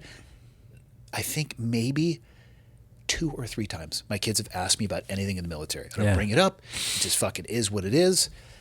And it was a fear of mine that one of my 2 boys would be interested. And I, because there's one of 2 ways you could try, like, no, you're not going to do this, and this is why, or I'm going to let you make your own choice, but here is at least every piece of information I can give you. That I think is fair. Yeah. Making the decision for them, impossible, because depending on the kid, they might just do the exact opposite of what you asked them to do anyway. But the best I could do would be educate them. Thankfully, they I don't say, it's not thankfully. It would have been, I don't know if either of my boys would have been necessarily suited for that job, but I wouldn't have stood in their way if they wanted to pursue it. I definitely didn't want my kids involved. Yeah. What if they had come to you and said they wanted to, though? Well, okay. Yeah, right. You wouldn't stand in their way. No, yeah. I did not want that for them. I didn't want them to be in the military at all. Yeah. We also wouldn't be the people that we are if it wasn't for our military service. 1,000%. No, but it's like walking on a razor blade. yeah, only every day. Yeah. Yeah. Do you feel like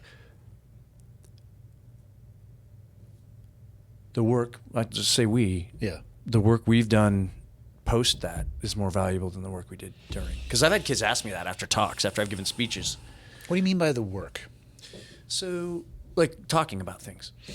Talking about for me, telling my story about how I was substance abuse and self-loathing and suicidal and hospitals and, and I get up and tell those stories a lot to cops, because cops are like, they're like 10 years behind the military on mental health stuff. Which is wild, because you want to talk about a job that can't turn it off, and they also serve where they live. Yeah. We got to, it's like, hey, we're going over to Oceana, get on a bird, like stop somewhere, probably get shit-faced, and then continue on our way. Yeah. Like, I don't get to see, like, we went out and did horrible fucking shit, and then we all went and slept in a shithole with each other. But you didn't have to drive by it every day on your way to the gas station. Right. Or, hey, honey, how was school? Yeah. Yeah. No, those guys have it definitely hard. I think the work is different. The work we did, in my opinion, was tactical. It had relevance and importance where we were. But I think talking about the experiences and what can come from it is more strategic. So they're both impactful, and I think they're both essential, but I think that strategic work and being honest and open about it can impact more people, because, dude, all we ever did, we were like a rung on the tactical ladder. I'm sorry. Even at a Tier 1 command, I was never consulted with anything at an operational or strategic level, ever. And I'm glad that they didn't, because my answer probably would have sucked. Like, that's just wasn't my job. Maybe we're like 3 rungs up on that tactical ladder, but that work needed to be done, but I don't know if it impacted anything other than the geography that we were in. The strategic stuff, the message, talking honestly about your experiences from that and the things that have happened from that. I mean, especially in mediums like this, dude, it's wild. You hit upload and I get emails from people. That's so cool. That I'm like, what? You'd never have any idea. I don't even think that's possible in the job we used to have. So they're different, but both important. Isn't it cool though? Like, I look at some, like, the coffee place, and like, there's a certain, flavor to that touches on the military stuff, but it all comes to the conversation and the reality of it. And I think that's a good pairing. Yeah. Right? That makes sense. Yeah, I think both are important. Yeah. Don't think you're going to get out of telling me how you ended up in a rubber room. Yeah. So first off, did they trick you into it? No. Because that would have been amazing. Sir, come in here. We're going to have lunch, and they just closed the door. So I gun in my mouth. Wife comes out. So I went out in the driveway by the garbage cans, because I knew that she would fucking haunt me. And hold on. If I shot myself in the kitchen, it would make a mess, and she would haunt me. So I went out by the trash cans. Hold on. That also is going to make a mess, and your neighbors are going to have to deal with that. But she won't have to clean it out of the house. She can still use the kitchen. You could have at least gotten in the garbage can, you selfish bastard. Well, I was hurt. I was shot in the leg. Close the lid. I mean, God, you just didn't think this through. Yeah. She comes out, snatches the gun. Now I'm like, I am the biggest fucking piece of shit that's ever I can't even kill myself. Now I know how to use a gun. I was just fucking standing there crying my eyes out. She goes in the house. Did you have a round in the chamber? Oh, yeah. Yeah. Do you think you did that because you wanted her to come out and snatch the gun? I didn't know what she would do. Did you know that she was probably going to see you, though? out there? Probably, yeah. Okay. Yeah. So she comes out, takes the gun away, Did leaves. she say anything to you? No, she was crying. She was scared to death. Yeah. She ran in the house with the gun, locked the door. I could hear her on the phone. She called the command, and they said, you need to call the cops. And you need to tell them who your husband is. And so I heard that. I'm like, well, that's good, because I like fucking violence. And these motherfuckers are going to get Start here. stretching out your hammies. Yeah. I'm like, no. I'm going to play chill. And then when they get close, I'm going to fucking go after them and go after a gun. And when I do that, they have to shoot me. And I'm like, and that was my plan. Dude, I'm sitting on my stoop. Let me ask you this. In your mind, was that a rational plan? Oh, it was the fucking plan. Okay. Yeah. So in that moment, such an irrational thought process was actually rational to you. Oh, I was picturing it. I was visualizing. Giddy up. Yeah. Yeah. So, Dude. So I'm sitting on the stoop. My wife's not coming out. I'm sitting on the stoop of my front porch. And I knew there'd been a shooting that day at one of the parks in Norfolk. I live in Norfolk. And they roll up, the car rolls up, and I'm like, nice. So they both get out, and when they get out, they're fucking pros. One guy keeps his eye on me, and the other guy kind of looks at, and as they start walking up, they start talking to me like, hey, man, and next thing I know, we're talking about fucking baseball, and John Doc Conza shows up with a guy I call the Dragon Tamer, George, and they're like, look, man, this is what you need to do. I'm like, I'll go there. I'll kill every motherfucker in there. Yep. So I show up. They take me to the emergency room. You know Jose Hanau? I think so. He was yes. on duty that night in the emergency room. He's Okay. actually one of my heroes. I love that guy. He came from Colombia, came to the States, was an enlisted SEAL, and then went on to be a doctor. And he was there. And the person I spoke of earlier who committed suicide not too long ago was there. And they just kept talking to me until I was calm, and they took me upstairs and put me in some purple pajamas. They had to watch me take a shit. It was awesome. I do that for fun sometimes. So it's like, that's not that weird. It was awesome. And then you find that the adults are now in charge of the meds. Can't touch booze, so you're going through some shit. And you're coming down off of that stuff. Are you literally in a rubber room at this point too? No, This is the ER still. It was the fifth floor. So it was like a... You were in process essentially. Right. Yeah. Yeah. The rubber room thing didn't happen until much later. Really? Yeah. I went to a civilian place and they helped me out. But the civilian place was actually where I think I needed to be because, we keep hearing this, veterans, it's a special, trauma's trauma, man. Yeah. I was in that civilian hospital and I heard people talk about shit that they didn't volunteer for. Yeah. That was fucking brutal. And it's never good to compare tragedies. No, but we volunteered for a pretty specific type of trauma. Exactly. And we kind of knew that it was, something that could occur. Post 9/11 for sure. Yes. The people that I met in the civilian psych hospital didn't have any inkling that they were going to get raped by their uncles when they were 11 years old on Christmas Eve. Talk about triggers. Hey, Merry Christmas, right? Yeah. And when that woman talked about that, I saw physically how it changed her. She started walking upright, chin was up. She wasn't going to let that shit ruin the rest of her life, right? She had some courage, and that was an example to me. So for me, this tough guy, right, to see a young woman who had such horrors, come across her path, didn't have my background, didn't have my training, but she was not going to fucking stop fighting to have a fucking life. She wasn't going to let it define her. And I thought that was super good for me. The rubber room part I wasn't there that long. But how did you get put in there and why? Well, I threatened some people. Were they cops? No. Did Did I tell you the story where I was in the hospital and I thought I was in North Korea being held captive and I threatened to kill everybody in the room at like 2 No, in the but morning? I absolutely want you to tell me that story. awesome. I feel like that was medication based in some way. It was lack of sleep. Yeah, I I, remember had just that. opened this too, so hold on. You can have this one. Yeah, no, I'm good. I'm good. You sure? You're going through water like you've never had it in your life, you camel. Yeah. Yeah. How you doing back there? Yeah. So you're in North Korea. Yeah. First off, if you ever start a sentence with, have I told you the story about, I'm going to say yes. These are rhetorical. So I'm in the hospital. Is shortly after getting shot? Yeah, right. Okay. Just like a week of being home back in DC. And I wake up and I look over and there are people in the room, nurses, corpsmen, they're in there, but to me, they're captors and I'm in North Korea. And this thing, I had an external fixator on my leg, was part of the contraption that they were keeping me captive with. So I look over and I go, I don't know who you fuckers are, but I'm going to kill all of you.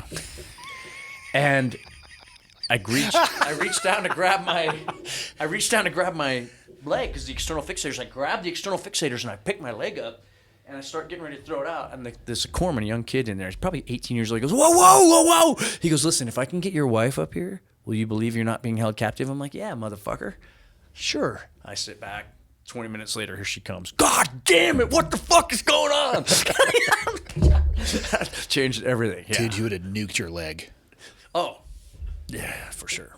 Yeah. Did you have any other visits to foreign countries that you thought you were captors? Or you were captive in? I don't know why North Korea either. I don't know why North Korea. I don't know. But, you know, when you got that amount of drugs running through your system.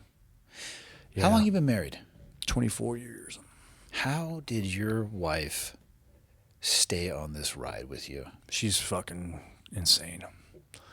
I don't know, man. You better do a real fucking good job on think? Valentine's Day and birthdays and Christmases, man. You think? Yeah.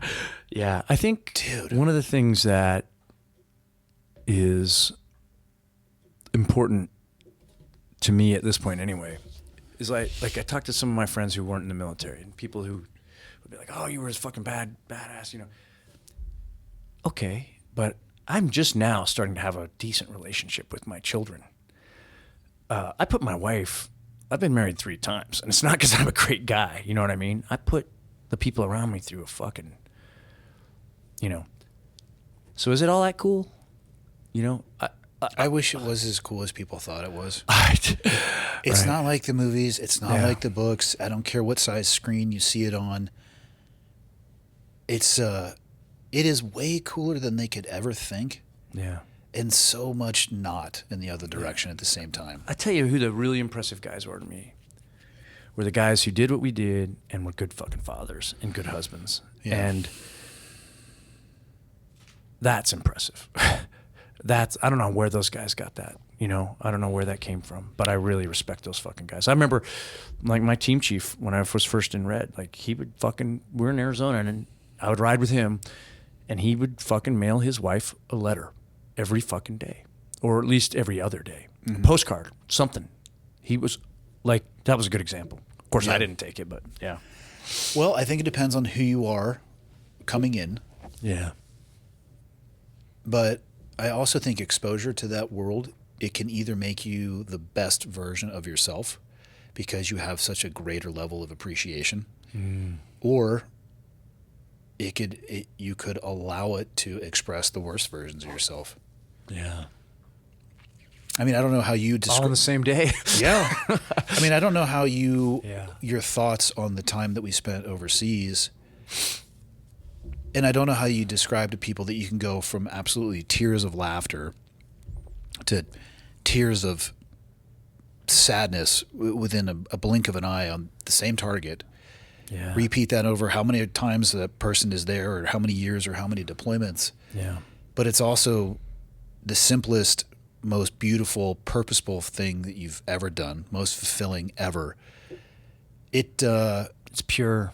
I think it made me a better version of who I was. And don't get me wrong, there's definitely some negative aspects of it. One, I have a jaded sense of humanity for sure. I have a really hard time trusting people just because I've seen what people can do at a level that most haven't. And I bet you most of first responders are probably like that. Yeah. So that's not unique to our job. But I mean, dude, we're lucky to be able to have a chance to repair a relationship with our kids. Or now, like when my children, they come to me and they'll ask me for advice, and I don't know if there's anything I'm more proud of than that in my life. You can fucking take my bird and mail that shit to anybody who wants it. Yeah. When my kids are in their early 20s and they're coming to me and seeking out my advice and they want to spend time with me, like you can fucking have all the rest of that stuff. Yeah. But I have a deeper appreciation for it because of what you're talking about. Like, how do you explain to somebody going into a house and killing a father and in the next moment trying to comfort a child that's crying? Fucking good luck. Yeah. Probably the child of that guy you just fucking shot. Yeah.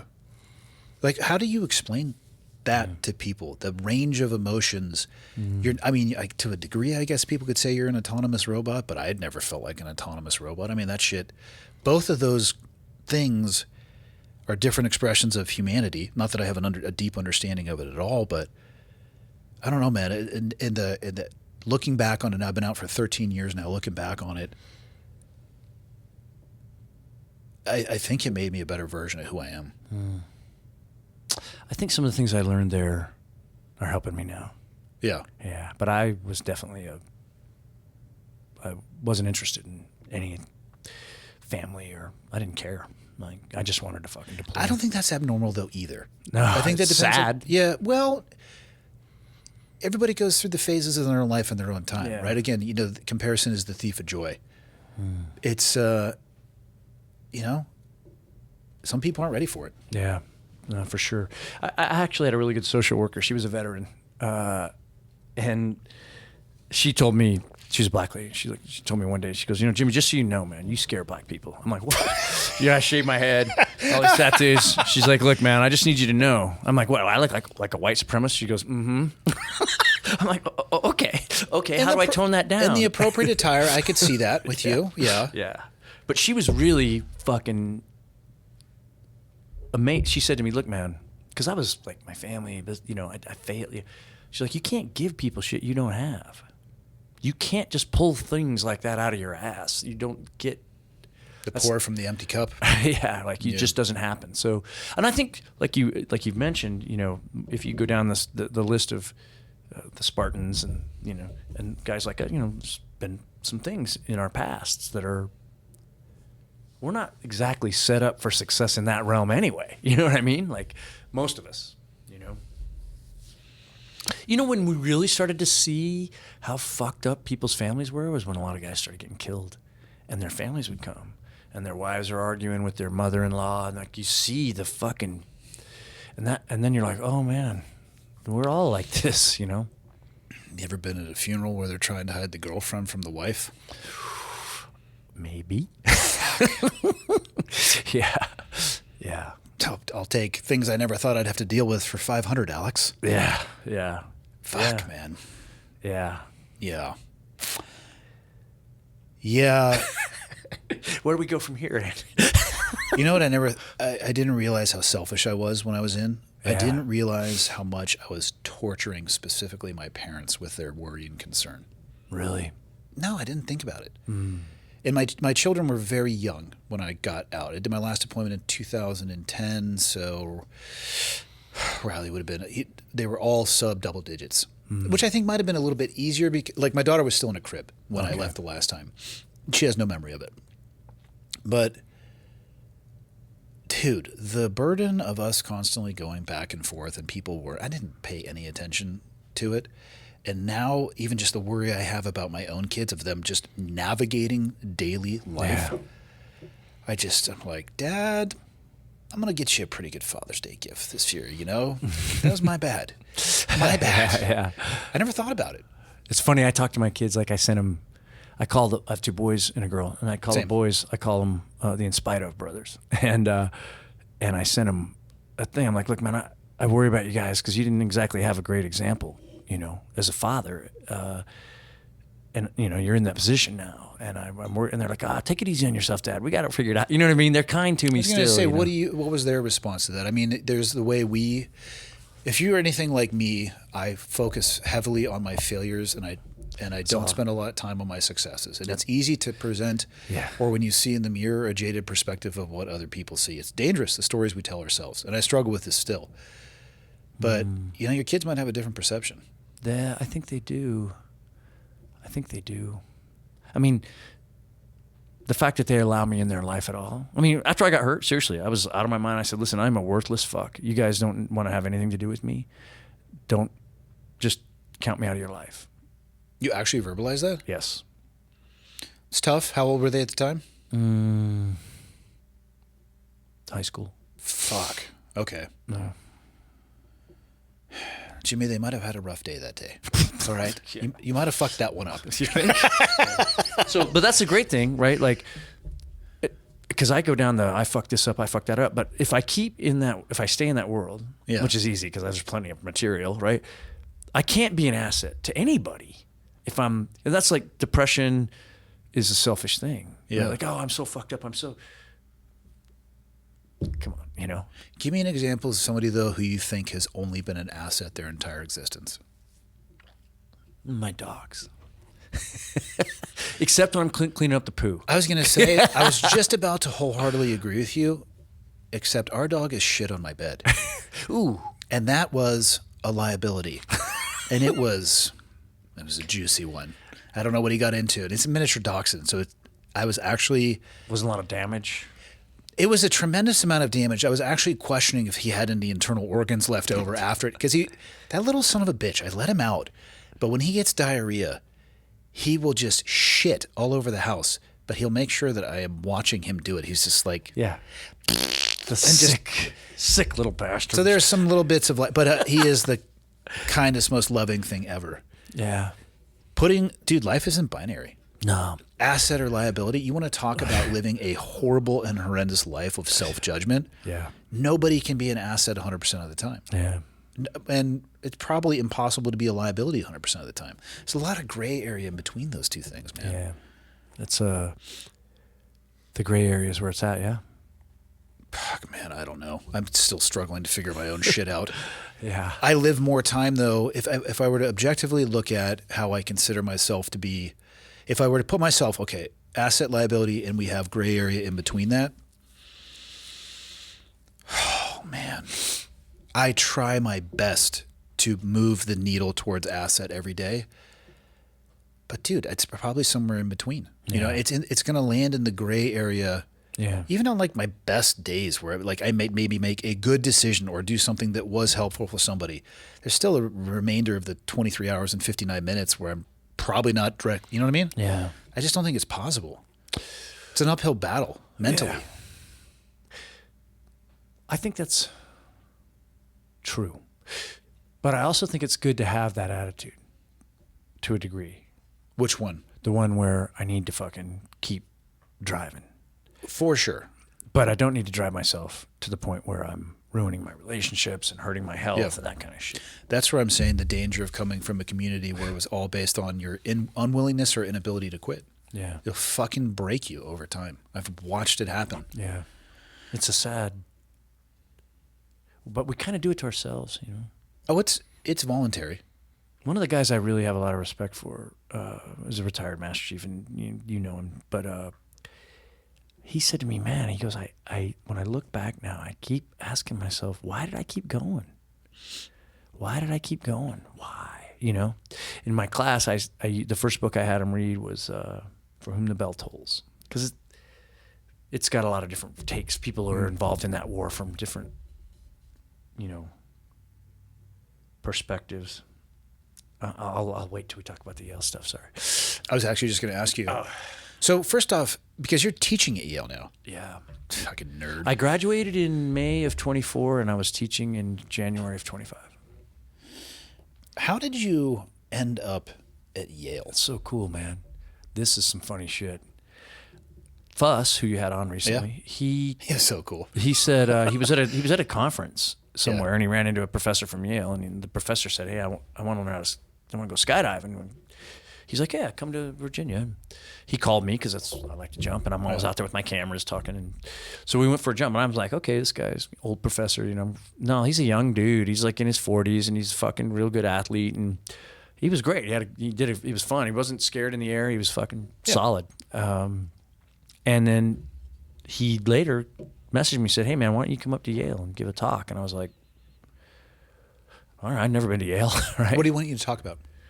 My story. Okay. So after we met, he started getting on YouTube and looking at things. So I went up. Nobody came to a couple of kids came to my talk, but some of the local law enforcement people did. Mm-hmm. And that was really cool. And then I went to dinner with the guy who's now kind of my boss. His name's Jim Levinson, and he's the guy he's the dean of the Jackson School of Global Affairs at Yale, which is a pretty big deal.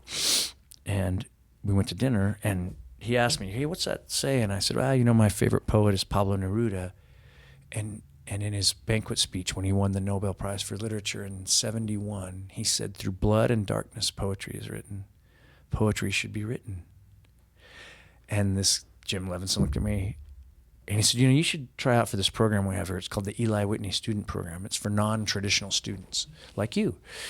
And he claims that I told him to fuck off, which I'm capable of. But I do remember laughing. That's a coin toss. I do remember also, laughing. you are the definition of a non-traditional student. Yeah, indeed. So I'm like, look, man, I dropped out of high school and joined the military the day I turned 17. I said, I've never taken an SAT. Yeah. My grade point average when I dropped out was in the high ones. Strong. Yeah. I've never been a student. Like, I've taken some courses online, and it was just stupid. He's like, no, this is a different thing. He's like, they're going to look at your life counts. I'm like, all right, whatever. I just laughed. Mm-hmm. And the next day, Zach sent me the link to the program, the application. I was like, oh yeah, this is great. And we just talk, banter back and forth from time to time. And then I think that was at the end of 2018. So 2019, January, February-ish. I get on the computer. I'm like, fuck it, man. What's the worst thing that can happen, So I fill the application out. And it takes me about 45 minutes.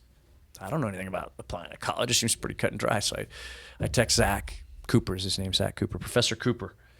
And I said, hey, man, I just want you to know I submitted my application. And he goes, what? You did? I said, yeah. He goes, how long did it take you? I said, about 45 minutes. Boom, he calls me. He's like, Jimmy, did you do both essays? I said, yeah. And he goes, and it only took you 45 minutes to do the whole thing? I said, you never heard of ChatGPT? Yeah. No, it didn't exist at the time. I'm joking. But besides, you can tell when people use it. For sure. It's very, I would describe it as soulless. Yeah. It's devoid of character. Yes. So basically, he's Currently. Like, look, Jimmy, people spend thousands of dollars to get their kids help with those essays because they're so important. I'm like, didn't seem that fucking hard to me. Pretty simple question, Can you change your mind or something, something along those lines. He's like, well, hey, do me a favor. Email the applications people and ask them if you can resubmit the essays. Because it's good to have somebody look them over, just make sure that things are, good. I was like, okay. So I email her. It's actually the woman, I work part-time for admissions at Yale, too, to recruit veterans and non-traditional students. So the woman for whom I work now, her name's Patricia Way, and she's great. I said, Patricia, could I resubmit? She said, no, but you could do 2 more. I said, okay. So I went to Professor Cooper, sent him what I had done. He sent him back. Went back and forth a little bit. This stuff called grammar, punctuation, right? Yeah. I submitted him. I'm like, okay, good, I'm done. So May comes around. No, actually, this is even better. A few months later, I get interviews. And apparently, if you get interviews, that's a pretty good sign, meaning they want to... So I have to get interviewed by a member of the admissions, and then another interview by a non-traditional student like me. So schedule the meetings, and then I get this thing, hey, I got to go get a colonoscopy. So, yeah, you got that from Yale? No. Okay. So because I'm in Virginia at the time. That is an invasive interview. Oh, it gets better. So I scheduled the colonoscopy after the interviews. Good. But you have to drink the stuff the night before. I've heard horror stories of this. What is it? Doesn't it have like a warning like, hey, if you drink this, you better be within 60 feet of a toilet? Yes. So it's brutal. So yeah. I drink it, but my things aren't until later in the morning, Oh, so my I'm like, God. So the first interview is the woman from admissions, and I'm, laptop, and I'm trying not to pull faces, right? Because this is a big deal, right? I'm supposed to be like squared away or what? I don't even know what the fuck they're looking for, but it's certainly not somebody that's got to take a shit like he's gonna die, right? So I'm like, you know, I get through it. The next interview is right after, so I fucking boom, I get in it, and now I'm like standing up. Yeah. Yep. So they think you have twitches. So Great. then I'm like, hey, can you give me a second? And I fucking run into the bathroom, and then of course, you know, the exorcism and all that. And I come back out and I'm sweating and shit. I'm like, okay, where were we? And she's like, are you okay? I'm like, yeah. Now? Yeah, I'm good. She's like, okay. And then it finished, right? Yeah. But it was horror. My wife is just sitting in the corner like, Jesus Christ, you're done. You're fucked. There's no way. So about a month later, I get an email that I'm accepted. Did you have any idea of what you were going to be studying? Or No. what you would want to study? I definitely wanted to study the humanities. Okay. Literature.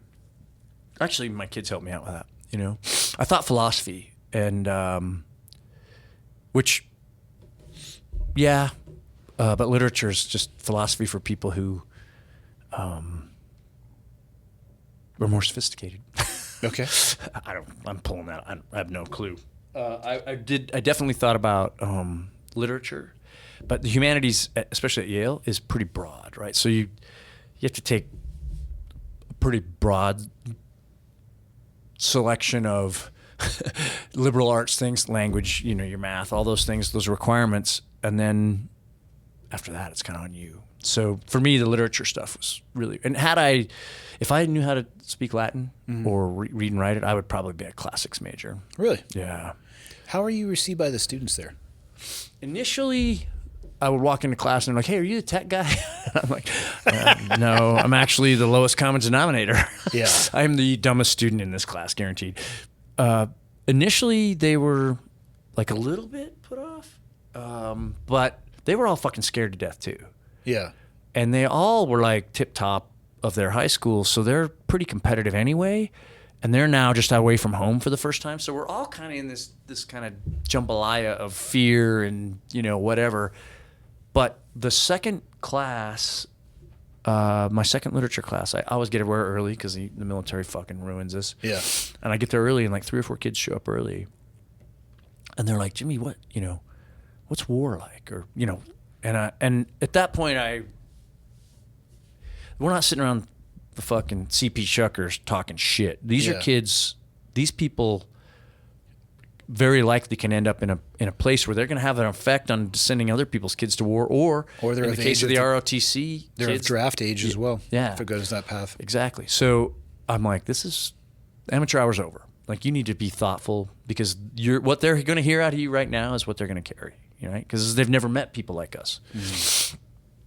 It was fucking amazing. And then they started like approaching me. I was going to say, did those initial students that first came with those questions, did that start growing? Yes. And then on Veterans Day, a kid came up to me and gave me a card. And I was like, and he was kind of shy about it. Turns out this kid was a presidential scholar. I didn't know what that was. Two kids from every state are chosen annually to be a presidential scholar. He was one of them from Pennsylvania. What does that even mean, though? It means he's fucking smart. And he's a hardworking fucking kid. Anyway, Jewish kid. And his family immigrated from Europe because of the obvious things way back. And anyway, he hands me his card. And I'm like, okay. And I open it up. And it's a Veterans Day card. And he had all the kids in this I was involved in this thing called directed studies, which is, you can only do it as a first-year student. And it's directed, like, it's all the classics. You read the Western canon, and it's fucking amazing. It was life-changing. Like, Really? anyway, this kid's in there, and he's like, hey, here you go. I get it. I look, and all these other kids had signed Happy Veterans Day. And here I am thinking, oh, I'm a baby killer. You know, I don't know what to think about Yale. I don't know if it's this liberal, oh my God, they're going to hate me, you know. And there's some of that, sure. Nobody's ever been disrespectful to me. Not one time. Never. I'm really surprised at the dialogue about the universities right now. Like, it's not the thing that I've lived. Well, it probably depends on the university. Yes, to a degree, but like, if you think that they're the enemy of the United States, that's a fucking problem. I think anybody that paints with that absolutist brush is Yeah. just guaranteed to be wrong. I agree. You know, you're Problem gonna- is when they're wrong and they're in a position of authority. That's a big deal. Yeah, it is a big deal for sure.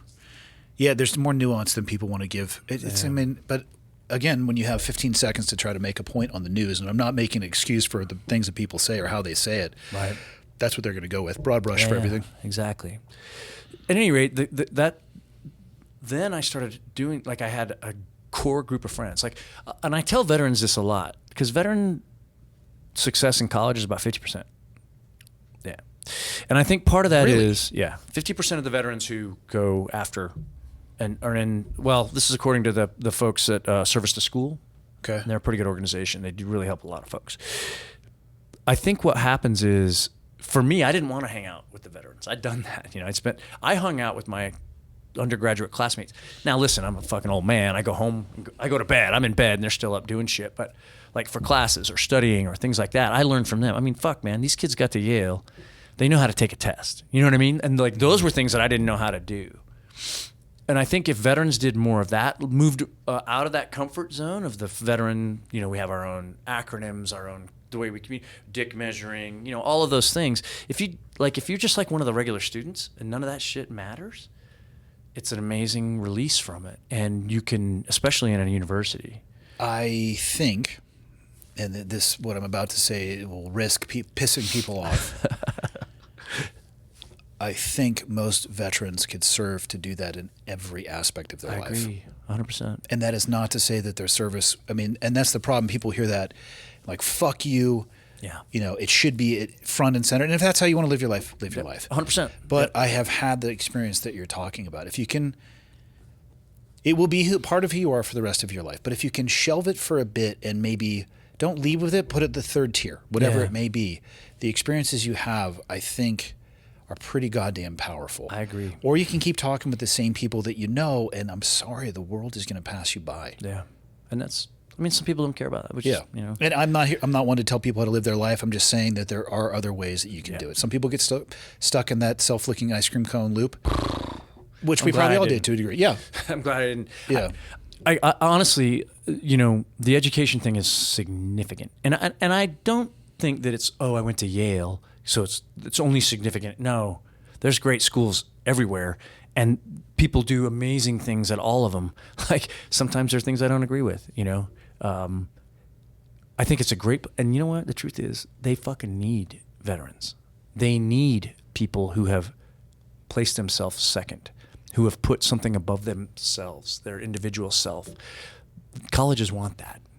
They need it. And the voices that we bring, I think, like there's a young woman who was, she was in an Intel person, Sergeant Major actually, and I think she's in a graduate program now, but like young women approach her and talk about things that she's endured, not just as a woman, but like as a woman in the military. Yeah.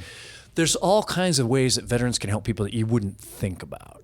Ways like that conversation in my philosophy class. No, I didn't worry about dying. I worried about making a mistake. And, that's not how normal people think. Yeah, what did your professor think? Well, how did your professor respond to that answer? He was shocked. Really? And he was surprised. And then later, the same guy, I love him. His name's David Charles. He was a professor of philosophy at two first names, probably a serial killer. He's probably never trust a man with two first names. He's like one of the best people in the world on Aristotle. But he taught for 30 years at Oxford, and then they make you leave. So then he came to Yale, and I think he's going to be teaching at Stanford this year. Jesus.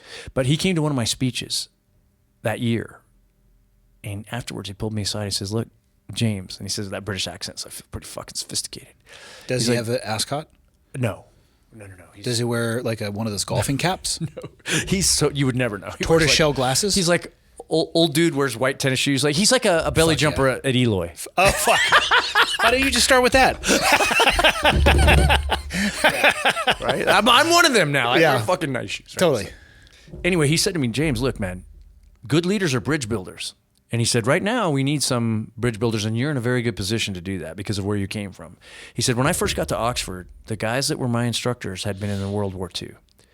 And they were not going to fucking put up with the same old, same old. So the National Institutes of Health, the way the education system works, those guys were deep, elbow deep in that stuff all the time, making their country better. They led.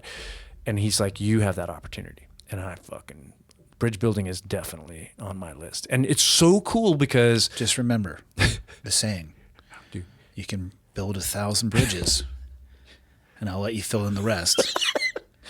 You sent that "Don't be gay" earlier when I said I'm coming here, you and I'm build emotional. 1,000 bridges. You suck one dick.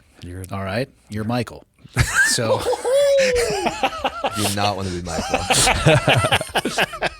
Yeah, I just did a speech in London for an event that Yale's doing, and I invited him to come, and I got to tell that story. His wife was sitting there in front of all those fucking people. It made me really happy, man. what do you think that he thought you were going to say from that first question that he asked you? What do you think he was expecting? As somebody I don't who think was, he had an expectation. well, I bet he did. I mean, somebody who was that deep into philosophy, especially a guy like Aristotle. Yeah, Because if you surprised him, you certainly said something that he wasn't expecting. that's true. I don't know. Maybe he thought some chest beater, valor. Or before I step off into the abyss of war, I'd considered and accepted my own fate. Be like, hey, just so you guys know, we're actually not that smart. We're kind of like monkeys with machine guns. Yes, exactly. It's not that hard. That's the one thing when I tell kids, and I've told them in my class, I'm like, it's not hard to kill people. It isn't. What's hard is what's after. Yeah. I've described it in very similar ways. I don't know about your experience. I never had much time to make the decision. It was action, Pretty quick. reaction. Yeah. Yeah.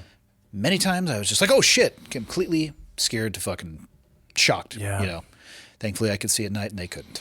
Exactly. And if I'm being totally honest. Yeah. That's saved a lot of us. Yeah. But they were also fucking stupid at times too. They were really arrogant, especially the guys in Afghanistan. They were way more arrogant, I felt. Can you imagine fighting fucking drones like they're doing in Ukraine? Did you ever even consider that you have your DJI drone? Yeah. Did you ever consider the thoughts of like, Yeah. and of course they're on have you seen these pictures of Ukraine where there's this fiber cable going across the fields? Yeah. Dude, I never once thought of a drone threat from that regard. No. Can you fathom the headspace? That takes up things. Because you know you can hear them coming too. Yeah. Yeah. And then, oh my God, dude. Yeah. We had a woman come speak to my class who's from Ukraine. She's a professor, but her mother's in the Donbass part that Russia's presently occupying. And she told the story, and this is great because these kids don't know people who've been at war. She's sitting there talking, and she's saying, my mother, she won't go outside on the nice days now, which is the only joy she had, was going out into her backyard, little teeny garden, and just messing with her plants. But she can't go outside on nice days because of the drones. Yeah, they can see better. And she's like, and the kids are like, what? Like the drones? And she's like, yeah, they drop bombs on people and they do all kinds of crazy stuff. So she won't go out of the house. The only time she can leave her house is when it's raining and nasty. And the kids are like, Imagine what we did in comparison to people who are in trenches with gear that is centuries behind what we had, listening to a swarm of drones coming. If that doesn't scramble your eggs, you are... It's brutal. Yeah. Yeah. Unbelievable. I never considered that. Then you watch these Chinese displays. Michael, I want you to pull this up. These displays where they're like dragons and stuff. Yeah. Just imagine all of that being armed. Yeah. And they're coming at you. Can you find one of those, Michael? You know what I'm talking about? Have you seen one of those? Holy cow. I mean, this is honestly worth watching. It's so unbelievable what they can do. There's some people at MIT in those labs that are saying, yeah, we should be scared. I mean, come on. Yeah. Are you kidding me? Now, of course, the move would be you light it up like this so the people you're fighting think it is a dragon coming. And then they're all watching. No, well, it's like psychologically. So there's yeah. So they're armed, and then there's a pterodactyl coming in the distance. Yeah, I mean, it would be even. Yeah. Oh my God! Actually, yeah. Put a little style to it. Yeah, it'd be horrible.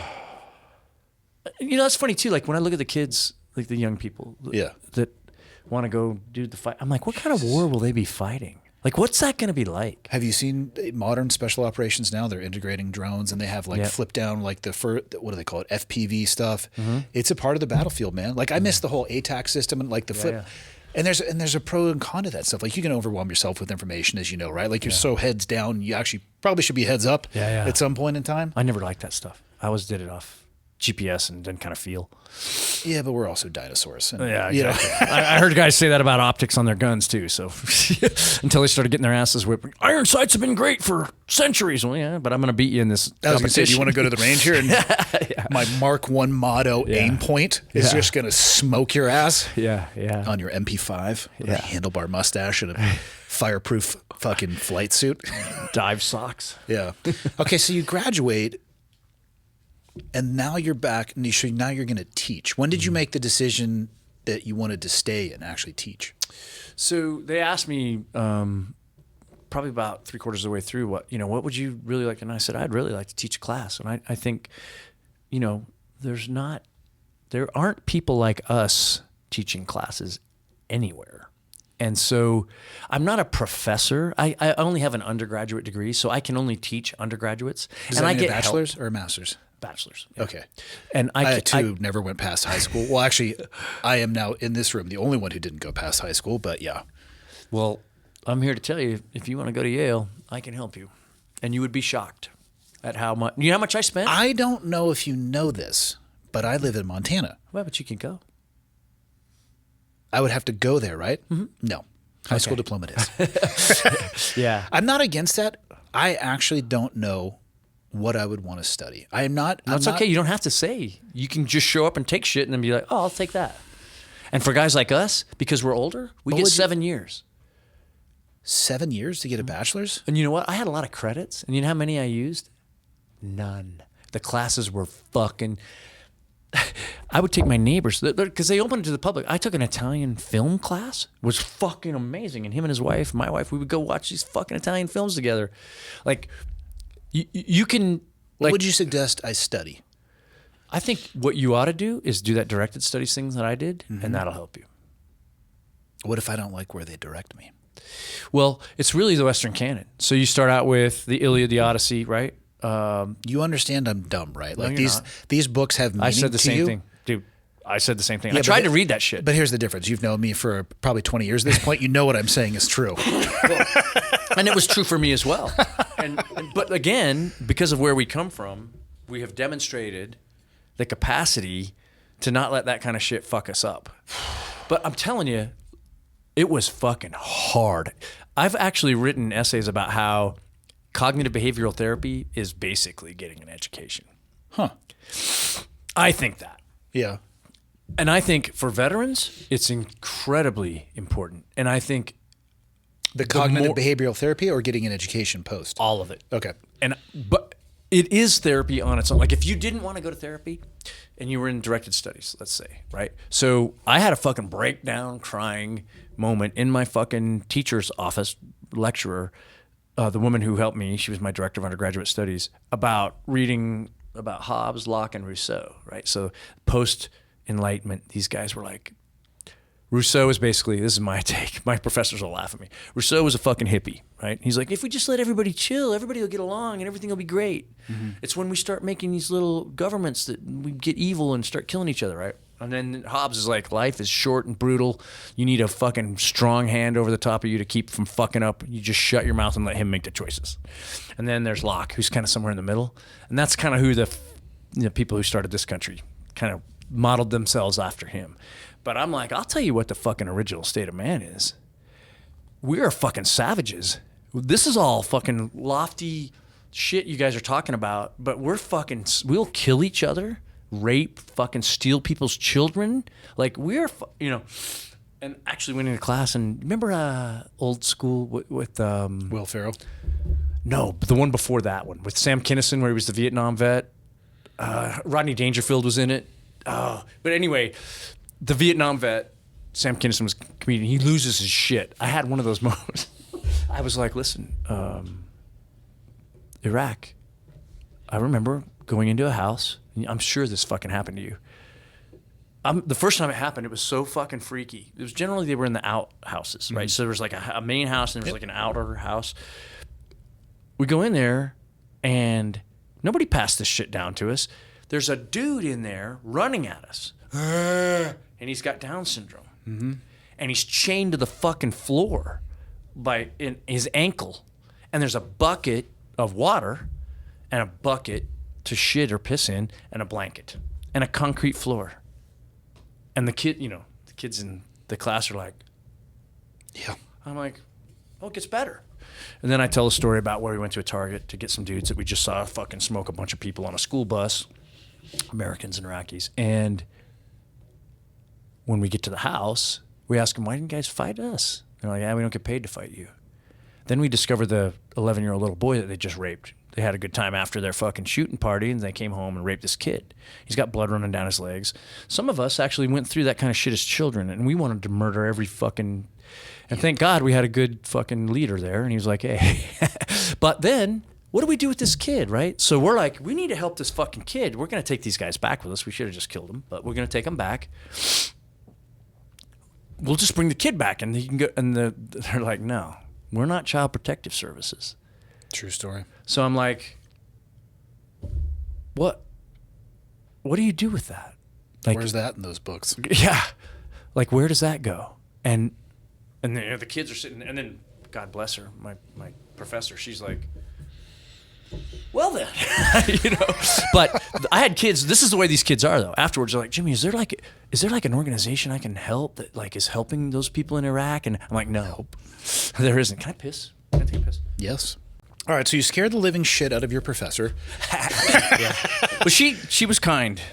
She was very kind. She'd been at it a long time, and How did she transition from the story that you were telling to anything else she might have wanted to cover that day? she went into the hippie, Rousseau. She's like, well, Rousseau would argue, Jimmy, that what you saw was because of the way we've organized ourselves. And he believes that if you take us all the way back into before all this stuff happened, we were actually kind and we were good with each other. I don't believe that to be true based on my experiences, but resources are what they are. And, I think humans have been fighting humans since the inception of humans. Yeah, I agree. Yeah. What is the title of the course you teach? It's called The Impact of War on Its Willing and Unwilling Participants. Jesus, how did you come up with that? A really smart professor helped me. But what I wanted to do was talk about war, and I wanted to cover it from all the angles I could. So, for whom the bell tolls, right? There's partisans, there's soldiers, there's fucking guys who come from Montana to go blow up bridges because they believe in the cause. So there's all those different things. So I had good stories, some good poetry, and I had help from a really good professor. She was actually my dean. She's from Kentucky, and they have, like, when kids from rural parts of the country go to Yale, they put them in a little group, and she's like the head of the group because she's got that Kentucky accent, and she has to kind of translate for the kids sometimes, It's funny, man. But she's been incredibly helpful. I took a couple of her classes, and she was my dean. She's amazing. So she's helped me with the syllabus and then helped me correct papers. I do a pretty good job with it, but Yeah. I'm not. But I want to make sure that I'm doing them right, I mean, given what you went through before the military, the journey of what you went through when you were in, now being at Yale talking about war, what do you make of the 20 years this country spent at war? What are your thoughts being away from it, looking back on it now? I am saddened that it seems to me that we didn't learn much. So I went on when President Biden said, hey, we're going to pull out of Afghanistan. The guys I'm pretty good friends with Anderson Cooper, and a lot like Joe, like he's just the same fucking guy. Yeah. Those guys at that level, they just are who they are, and if there's a camera rolling, it's rolling. If not, it's not. Yeah. They had me come on and talk about it, and I was pretty emotional about all of it. I was like, look, man, I mean, you guys are going to sit here and go back and forth about the politics of it because that's what you guys do. But the reality is, I've got dead friends whose kids are just now getting out of the service academies, and they're going to serve, and they deserve better decisions. Yeah. So I think we need to do an after action, and it can't be done by Congress because they can't agree on facts, and it can't be done by think tanks because they're paid to find certain things. It's got to be done in academia. And I didn't say Yale. I didn't say anything in particular, but motherfucker. 3 days later, I get a call from the same guy, Jim Levinson. He's like, Jimmy, we're going to do that course. I'm like, what? He goes, yeah, I'm going to hire an ambassador. And he went through a few ambassadors and asked my opinion, and I gave it to him. And they hired Ambassador Ann Patterson. She was the ambassador to first El Salvador, then Colombia during the big drug stuff. And then she was the ambassador. When I got shut up, she was the ambassador to Pakistan. She left there and went to be the ambassador to Egypt during the real heavy kind of the Muslim Brotherhood stuff. Yeah. And then was promoted to be like the top diplomat. So she was doing those trips with like Kerry into Syria and stuff like that. So she was there for all of it. She saw all of the national security, like she was involved in all of it. She had us reenact some of those meetings, and where it became clear that, and man, we had at least a dozen generals and ambassadors. Chatham House rules, so you can't use names, you can't associate people. It was shocking. Really? Yeah. What did the It was fucking shocking. What did the after action? What were the wave tops? Nothing is more important than presidential politics. So, for example, we talked about the surge. 2009, right around the time I got shot up, someone McChrystal took. That's the fucking meeting that we reenacted. So we had a person, we had to draw names out of a hat. Person play vice president, person play President Obama, person play Secretary Clinton, person play General Petraeus, certain play General McChrystal. The woman who played Petraeus was a Muslim girl, Pashtun. Her family's from Pakistan, and she was fucking awesome. She was I really fought for her to be in the class. She was actually a chemical engineering major, who also got a Russian speaking certificate. Jesus. And in her off time, she was at the hospital helping the Afghan refugees get what they needed. Anyway, she played Petraeus. It was great. But in that, you could see it in that actual, and I was like, why are we doing this? It was clear. It became clear. The surge happened because Hillary Clinton was going to run for president and Obama was going to help, right? So if we were attacked, which there had already been a couple of attacks, the guy with the propane tanks in Times Square and all that, then the Republicans would be able to say, well, the generals told you we needed to, right? That's why that decision was made.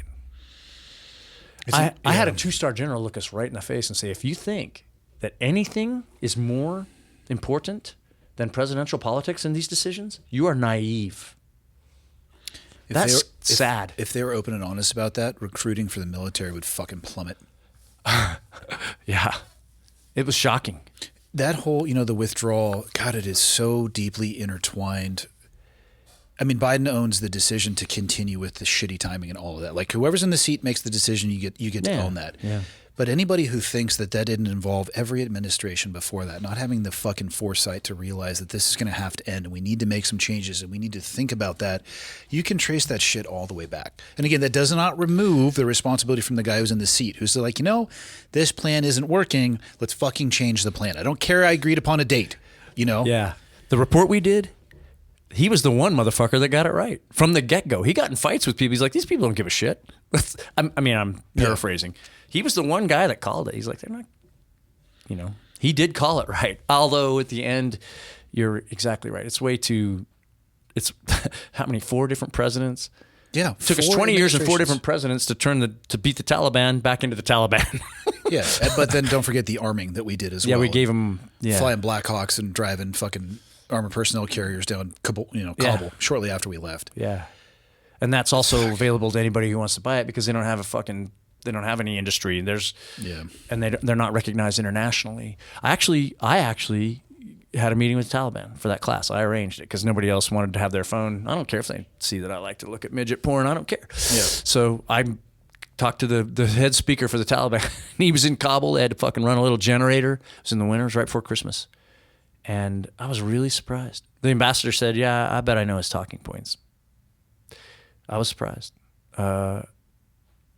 He said, the United States just didn't understand that you got involved in a civil war. I'm like, well, we were attacked from your country. And he goes, yes. And we tried to surrender.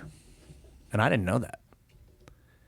They tried to surrender. And Rumsfeld said, fuck you. Yeah, that was an unacceptable optic to them. Yeah, I mean, you were there right after that. I mean, how was that with Karzai? Like, what was your take? I mean, you saw firsthand, like the real deal behind the scenes. Like, what was that like? It was like exactly what you think it was like. The U.S. military is good at breaking things. We're not good at nation building. No, why the fuck? I have an idea. Let's fly a dude in who lives in the U.S. Yes, he had ties to Afghanistan, and we're going to force on you a system that you don't fucking understand. Right. And it's supposed to hold up. Like, what are you talking about? Yeah. Absent being propped up by the U.S. government? I mean, come on. Yeah. That's really what we came. You know what the kids decided what the title to our report, and it's pretty fucking amazing. And we're the only ones that have done it. Nobody wants. It was called the 20-year wars, meaning every year was a new. I asked him that. I'm like, doesn't this seem ridiculous to you? Meaning there's a new colonel every 18 months. There's a new ambassador. I'm like, doesn't this seem ridiculous to you? That these jobs are really only billeted for a certain small amount of time because these people are working their way up to leadership positions. But what does that say about our commitment to what's the continuity that there is none? It's a new, I blink. And then General Alizé, who got out on the last plane, he was the head of the Afghan Special Operations, got fucking shrapnel in his face. We brought him up and he talked. He's an Uber driver now. Fuck. Yeah. Right? Whose family is, away from him and he can't get them here and they're safe. But I remember him saying, look, he goes, what the war did for Afghanistan is it made everybody a good politician. We figured out. All the Americans will just throw money here. They'll, it was very sad, Andy. And I really, really worry like that those same choices will be made again, Do you think we made a difference at all? It's really funny you say that because I was fucking not about that. And one of the young women who came to speak to us, whose husband's a big-time British politician, she ran an NGO there and still does, actually. She still goes over there. And she said, you could be negative. She said, but for 20 years, women had health care and education, and there were things built, and those little lights, you don't know how long it'll take for them to grow into something different. So I'm like, thank you.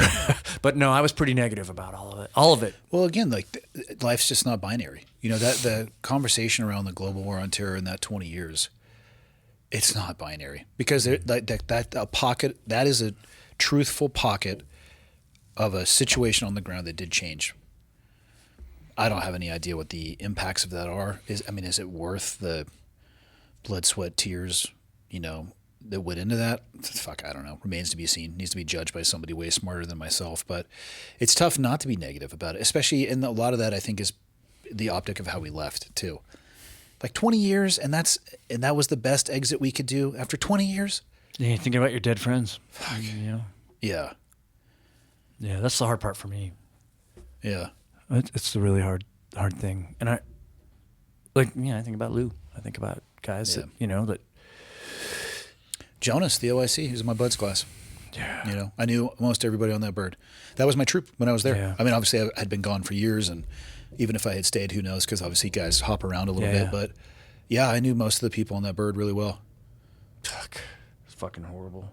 Yeah. I remember getting the call because I used to have arguments a lot with people about using helicopters because Red Wings, and I like to jump, and it's quiet, but yeah, but you're good at it. Right. You know as well as I do that the average currency and proficiency, it's not. It would be the most as an insertion method. Don't get me wrong, because I was on the first team of guys who were developing the TTPs for over there, and it was dope. Yeah. But I also had thousands of jumps at the time. Yeah. I loved it. I had all the air quals, and we would still fuck up. Yeah. I remember one of the first jumps we did, we were out in Colorado, and I'm coming into land, and I'm like, God, there's fucking boulders everywhere. And then they started moving. I'm like, oh, shit, I'm in the middle of a cow herd. Holy shit, man. Just surfed it in. We were kilometers from where we were supposed to land. Farmers coming out pissed. Didn't know that we were there. We're like stuffing our shit in bags trying to get out of the private property so he doesn't Before you see get it. a fucking salt rock in the ass. Dude. Yeah. I get it, but it's so dangerous. It's so dangerous. But I agree with you. It's probably the best way to access inaccessible terrain, but it'd have to be a really small unit. Yeah. Or at least the initial, and then set it up. I was going to say, I think the move is small unit, bring in the school bus. That's kind of how it worked. Yeah, I think that would be the best call. At least you're going to you'd have a chance at the squirters that way. How long are you going to teach at Yale for? So I just signed a 3-year deal, and Do you get paid for this? I do, not much. Okay. So I have my pension, and Yeah. I have, what they pay me there. But it's also a good launching pad, right? So, I mean, I can give a good talk, and now that I'm a guy at Yale, maybe people pay me to talk more. They probably which is will. cool. Yeah. That's easy money for me, Yeah. and I enjoy it, and I really do feel like it does help. And if I can make money doing it, great. But I really, the money thing, man, those kids, dude, you can't, I mean, seriously, like the kids that are sitting there they've all busted. I mean, some of them are like old people, man. Really, like they're tired. Yeah, it's a grind. You know, but some of them are fucking like you would never think they've worked a day in their life, and they're just happy as fuck all the time. And you're like, didn't you just have to write a 30-page paper and do a 2-week-long problem set in fucking linear algebra or whatever? Yeah, but it was okay. And then we went singing, and like it's just it's bizarre. I feel like I can give them something that's going to be worthwhile. Yeah. That I don't think that they can get anywhere else. Honestly, It would be tough too. What do you want to do when you're done teaching there? I mean, how about this? Who knows how long you'll teach there? Because I bet you're going to find it incredibly enriching, and I bet the students will too. What else do you want to do? I mean, I know you still jump, yeah, which I don't know if you know this. You walk with a cane, so you should probably be real careful. I jump a lot. Yeah, well, you should. It's awesome. Yeah. I wish there's really not any DZs up here. Otherwise, I would jump a bunch too, and it's not worth the travel for me at this point. Yeah. What else do you want to do? This has to go off, can't be on the air, because I asked permission to talk about this and I was told no. Pussy. Yeah. There There might be more things in the future. Okay. Just tell me about it off air then, because that way I don't for have sure. to edit it. Yeah. No, I mean, like, not something you necessarily have already scheduled, No. but like what turns the wheels for you? Like if you had a bucket list, what do you got left on the top 3? I would like to keep comparing these things from the epic poems, like the Iliad, the Odyssey, Yeah. the Aeneid, Paradise Lost. And I asked one of my best professors who wrote bullshit on my first paper at Yale. He was That was the feedback. I like it. Well, and the grade. Yeah. But he wrote, and he was probably the most conservative person I've ever met. So people are like, oh, liberal. I've met the most conservative people ever at Yale, and the most liberal, for sure. And people joke and they say, oh, the political arguments at Yale are between communists and Democrats, right? There's no, the Republicans just don't say much. They're just like, hey, whatever. Sorry, where'd I get? I got lost. Bucket list. The epics you're talking about. You want to keep comparing the epics? Basically, there are places in there that talk about things that are very similar to what we lived. And that those lessons, like going off of what Sophocles did, those lessons can be beneficial, especially for younger people that haven't experienced that, and especially for people who've never met a guy who served in the military. Yeah. Or, for example, our ROTC guys, hey, will you do this training thing? I'm like, yeah, I went and bought a bunch of Nerf guns. And I called my buddies at the New Haven Police Department. I'm like, hey, man, can we use your training? He's like, yeah, come on up, bring them on up. So we're doing the training with them, and the cops are helping me out. And one of the kids grabs me and goes, hey, Jimmy, these guys are pretty nice. I'm like, what, you've never met a cop? I'm like, I've heard a lot about them, I bet. I'm like, what? And they're like, I'm like, everybody in the classroom. And then I went to the cops. I'm like, hey, man, these kids don't know fuck. They've never spoken to a cop. You guys mind? And they're like, no. But they didn't know they were getting ready to fucking listen to fucking Yale kids ask questions. Yeah. First kid's like, hey, it seems like everything we see on the news is negative. How do you deal with that? How does your family deal with it? And they're like, Fair question. fucking amateur hour's over, right? And Yeah. and it kept rolling. But that kind of thing is something that's been missing, and I want to put it there. Outside of education, do you want to travel? Do you want to do stuff with your kids? I want to make my wife happy, and I want to make Let me know. I have Send me kids a- and grandkids. Send me a note when you figure out how to do that. Well, we were talking about that earlier. I can make her happy for a few minutes yeah. at a time, but it's short-lived. Okay. Keep track of what works. Let's all men Yeah. out here create a shared notes folder. Yeah, there's no way. Yeah. Do you have a desire to do like a brick and mortar business? Does any of that stuff turn your wheels?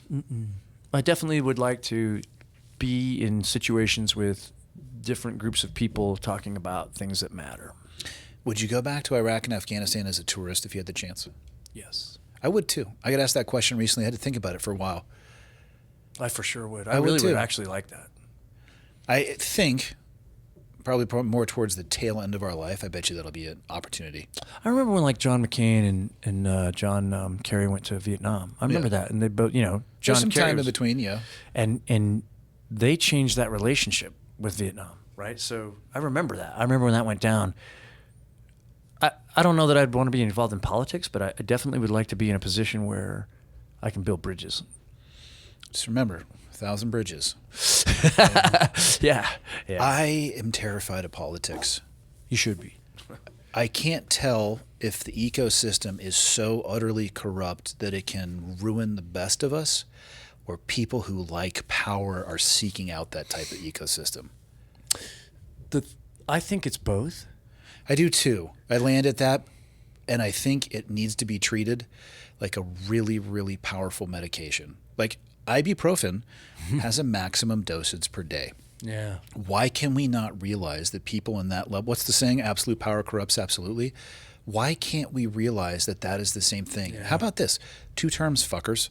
Yeah. How about this? You can't balance the budget. You're all fired. Beat it. Yeah. Yeah. No, I agree. 100%. Oh, and by the way, no stock trading. Yeah. Yeah. Anyway, here's another one. Every bill is a single issue. None of this omnibus shit. Yeah. Where like coming out about what, the big beautiful bill. God, I hate these fucking names. I do too. And in there is AI regulations and selling off. People have been hitting me up about this, selling off 250 million acres of public land. There's so much stuff in there. Like how, and people finally, congressmen and senators like, yeah, we actually didn't read it. Like if you can't read the bill, which is your job to vote on, you guys are as fucked up as a football bat. Yeah. And we need to do something about this, but nobody's doing anything about it. I know, and that's a problem. And here's the deal, Andy. Like, and I brought this up to you last time we talked, but I think you're in a good position to do that. And people would argue that I To am do as well, what? to be in a leadership position. But before you fucking vomit, let me say this. I was going to just tip talking you to- over in that chair right now. I just got a message from a friend who was he grew up in the Central Valley of California on a ranch, went to military academy, and then became an F-18 pilot. I went for a ride in the back of his plane. Then he got out and went to Harvard Business School, bought some stuff, pretty successful. He's a partner at McKinsey now. And we were texting back and forth, and he's like, I cannot understand why there is no representation for the average American. Like last night, we had the news that a socialist won the Democratic nomination for the mayor of New York. Openly socialist. Openly, with a lot of other things that should, and then we have, what we have in charge right now. Like there's no, like the regular people, there's no representation. Yeah. And where does that come from? But I have talked to people who are in politics, and they're like, the people will try to destroy you. I think so. And I think what happens is that people who go in there with the best of intentions, they realize it seems as if, and this is from the outside, that you either play along party lines or you get absolutely nothing accomplished. That's the way I feel about it. So I think they lie to themselves and they say, if I just put my toes in the water, at least that way I can get some stuff done. But before you know it, you're fucking drowning. Yeah, I'm pretty good friends with Mark Kelly, and he seems like immune from it. It's really cool to see how he goes about it. He doesn't get rattled. I think there's something to having a guy who's fucking flown the space shuttle a few times. I was there teaching him to skydive, and he's such a fucking astronaut. He's like, we're going through all these, this picture, if you got, he's like, he goes, why don't you guys just have a thing? If I'm descending faster than a certain rate, it just automatically fixes it. And I'm like, well, that's, skydivers are fucking drunks and drug addicts and they don't have any money. You worked for NASA. Go invent that, buddy. Yeah, exactly. He seems immune to it. And he doesn't get... Give him time. But again, that's my thing. Right. Even water can kill you if you take too much, but you need it to survive. Yeah. Almost everything has a maximum dosage. And I don't know that much about Nancy Pelosi, other than the fact that she's 176 years old. Right. What the fuck? Yeah. Like, there is no way you can play in that pond for that long. And that's like this, the net worth stuff and the stock, like all of that stuff aside. So shockingly enough, her husband is an amazing stock trader. I'm sure there's no correlation there whatsoever. why do we tolerate that? That's the thing. Yeah. Why isn't it illegal? You know, why isn't it? Like, you know. Yeah. Because we haven't made it illegal. Yeah. Well, I think if you think that the political folks would dip their toes. I think that's what they tell themselves. I have to play a little bit along party lines to get something done. And I think it ends up being a little bit more and a little bit more and a little bit more and a little bit more. But I think the constituents are the same. Well, we kind of have to do this if we want this. Yeah. So I think at some point, you know, there's got to be some give and take, and politics is something else. That kid who gave me the Veterans Day card, the kid I said was a presidential scholar, he ran for state office in Pennsylvania, and he is a Jewish liberal kid in essentially Red Hatville. And so I told him, dude, I'd ride a skateboard to Alaska to fucking help you because I love him. I may not agree with everything that he says or thinks, but he's the kind of person that is going to do the right thing. I don't agree with everything I say and think. You know? Yeah, exactly. Yeah. Yeah. No, but he's just, and I went, and he didn't win, but he won more votes than any Democrat has ever done in that Good for area. him. Yeah, good for trying. But the whole time, I'm looking at the issues with him, and he's like, look, for example, Pennsylvania was given a significant amount of federal money to put in broadband access. And the guy he's running against, the insurgent, just didn't even say he wanted anything. I think you meant incumbent. Yeah, that was your old job. Insurgent. Peeking out. Yeah, the incumbent, the insurgent. My friend was the insurgent. Yeah. Anyway, Both start with he did I. nothing. Very different meanings. Yeah. I'm thinking about doing a podcast at Yale called the Ivy League Insurgent. As a former Navy SEAL, you need to have a podcast. Or I've done the book. Did you even serve, bro? I mean, like, where's your podcast? Yeah, exactly. It's such a bizarre medium, man. I never thought I think I'm at 9 years on this now. It's really cool. It is fun. I love sitting down. Yesterday I sat down with Taylor Kavanaugh, the guy he got kicked out of the SEAL teams, went over to the French Foreign Legion.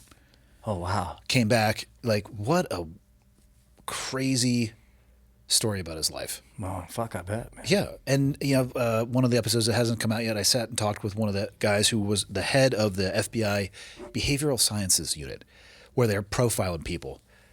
And I had some, I'm like, Wow. so Yeah. how awesome are serial killers to talk to? Yeah.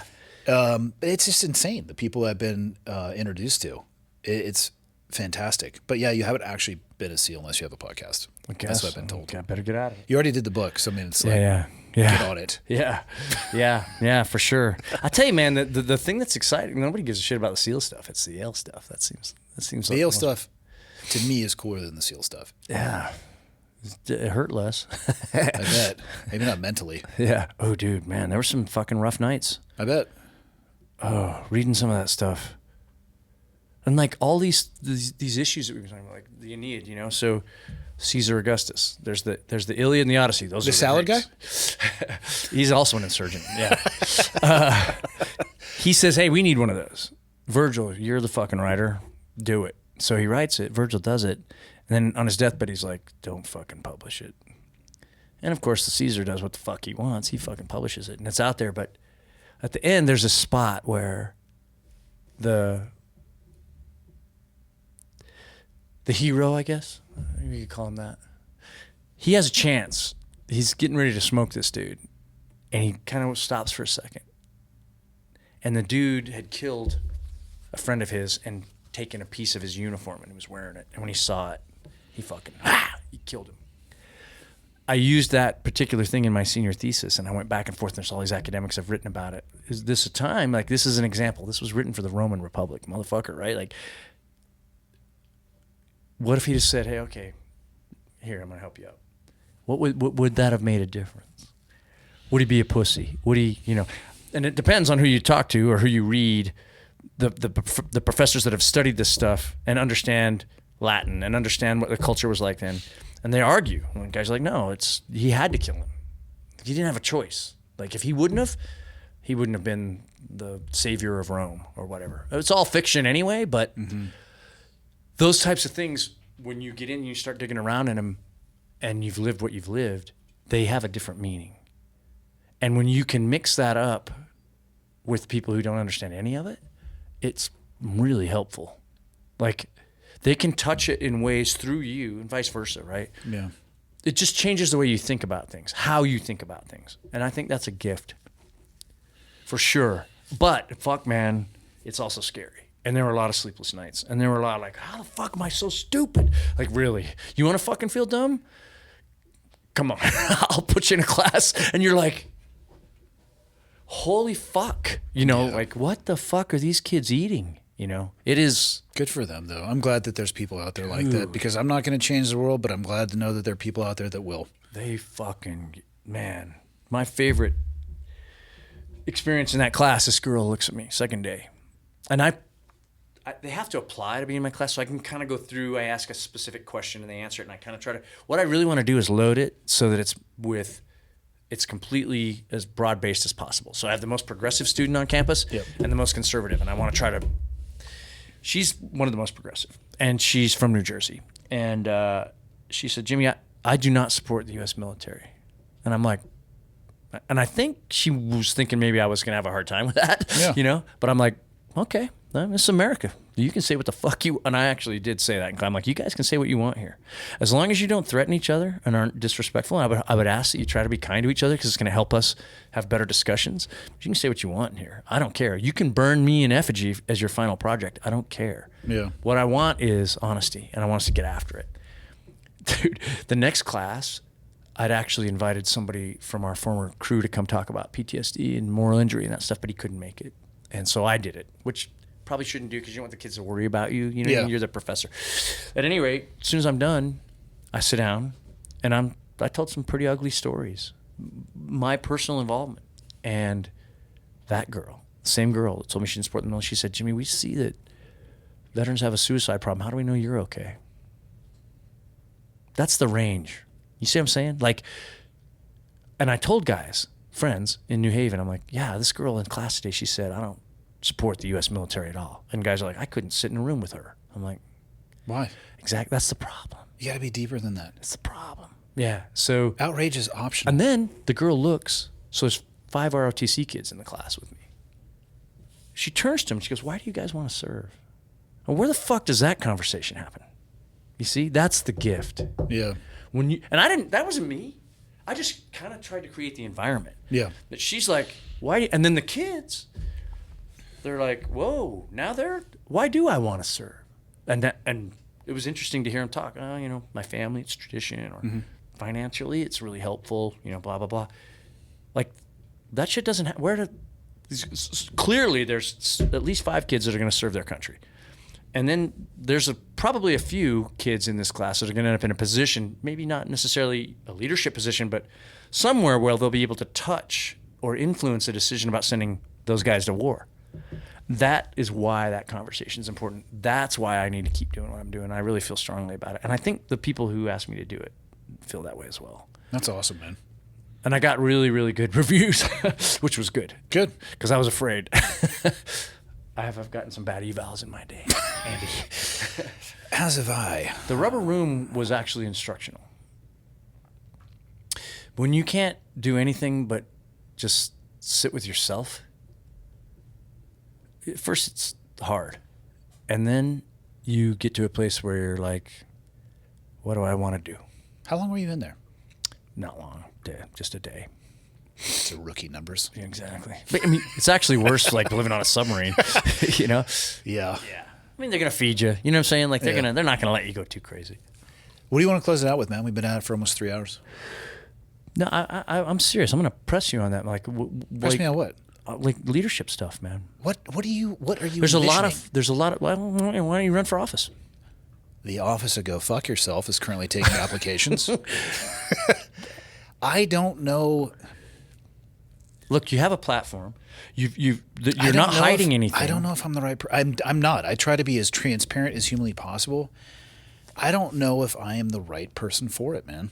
Well, there's only one way to find out. What office would I get you to shut up about? Like, can I be like? It's got to be national. God damn it! I was going to say like the mayor of a town that doesn't matter. Nope. It's got to be national.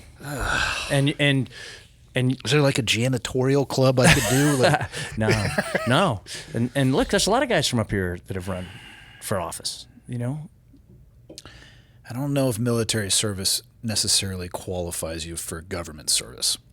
No, I'm not saying that it does, but I think a person who has had that and then has had the experiences that you've had with the population that you've had it. Like you're an anomaly insofar as you have met, like you just got done talking about some of the people that you've spoken with. Oh, it's wild, man. It's the best part about the podcast. Yeah.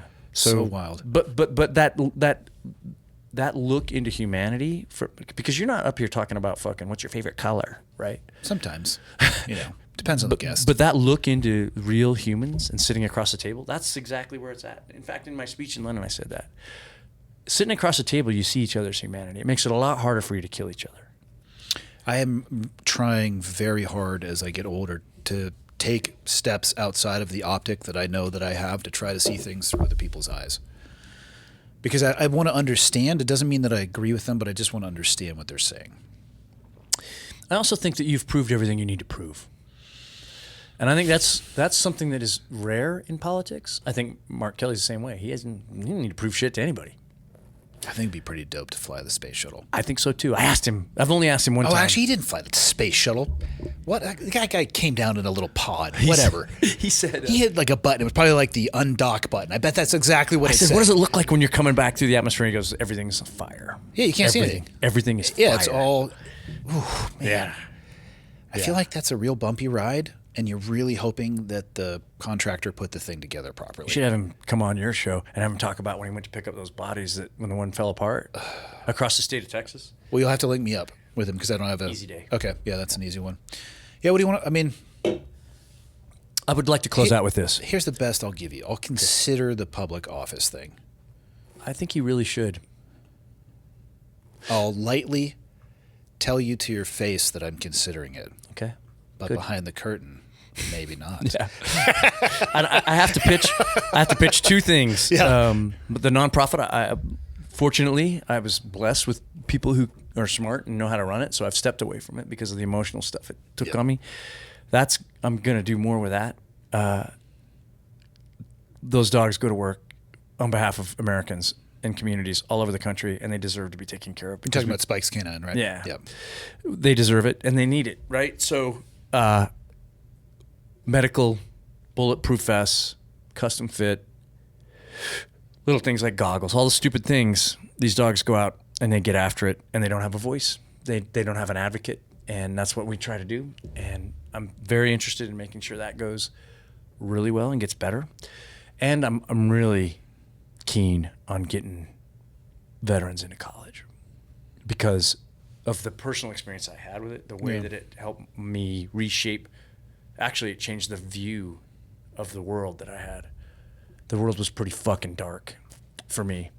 It is not so now. And being around those kids makes it, and seeing their, fuck, man, they are like, you remember showing up to Green Team and like, that's what it's like. It's awesome. It is.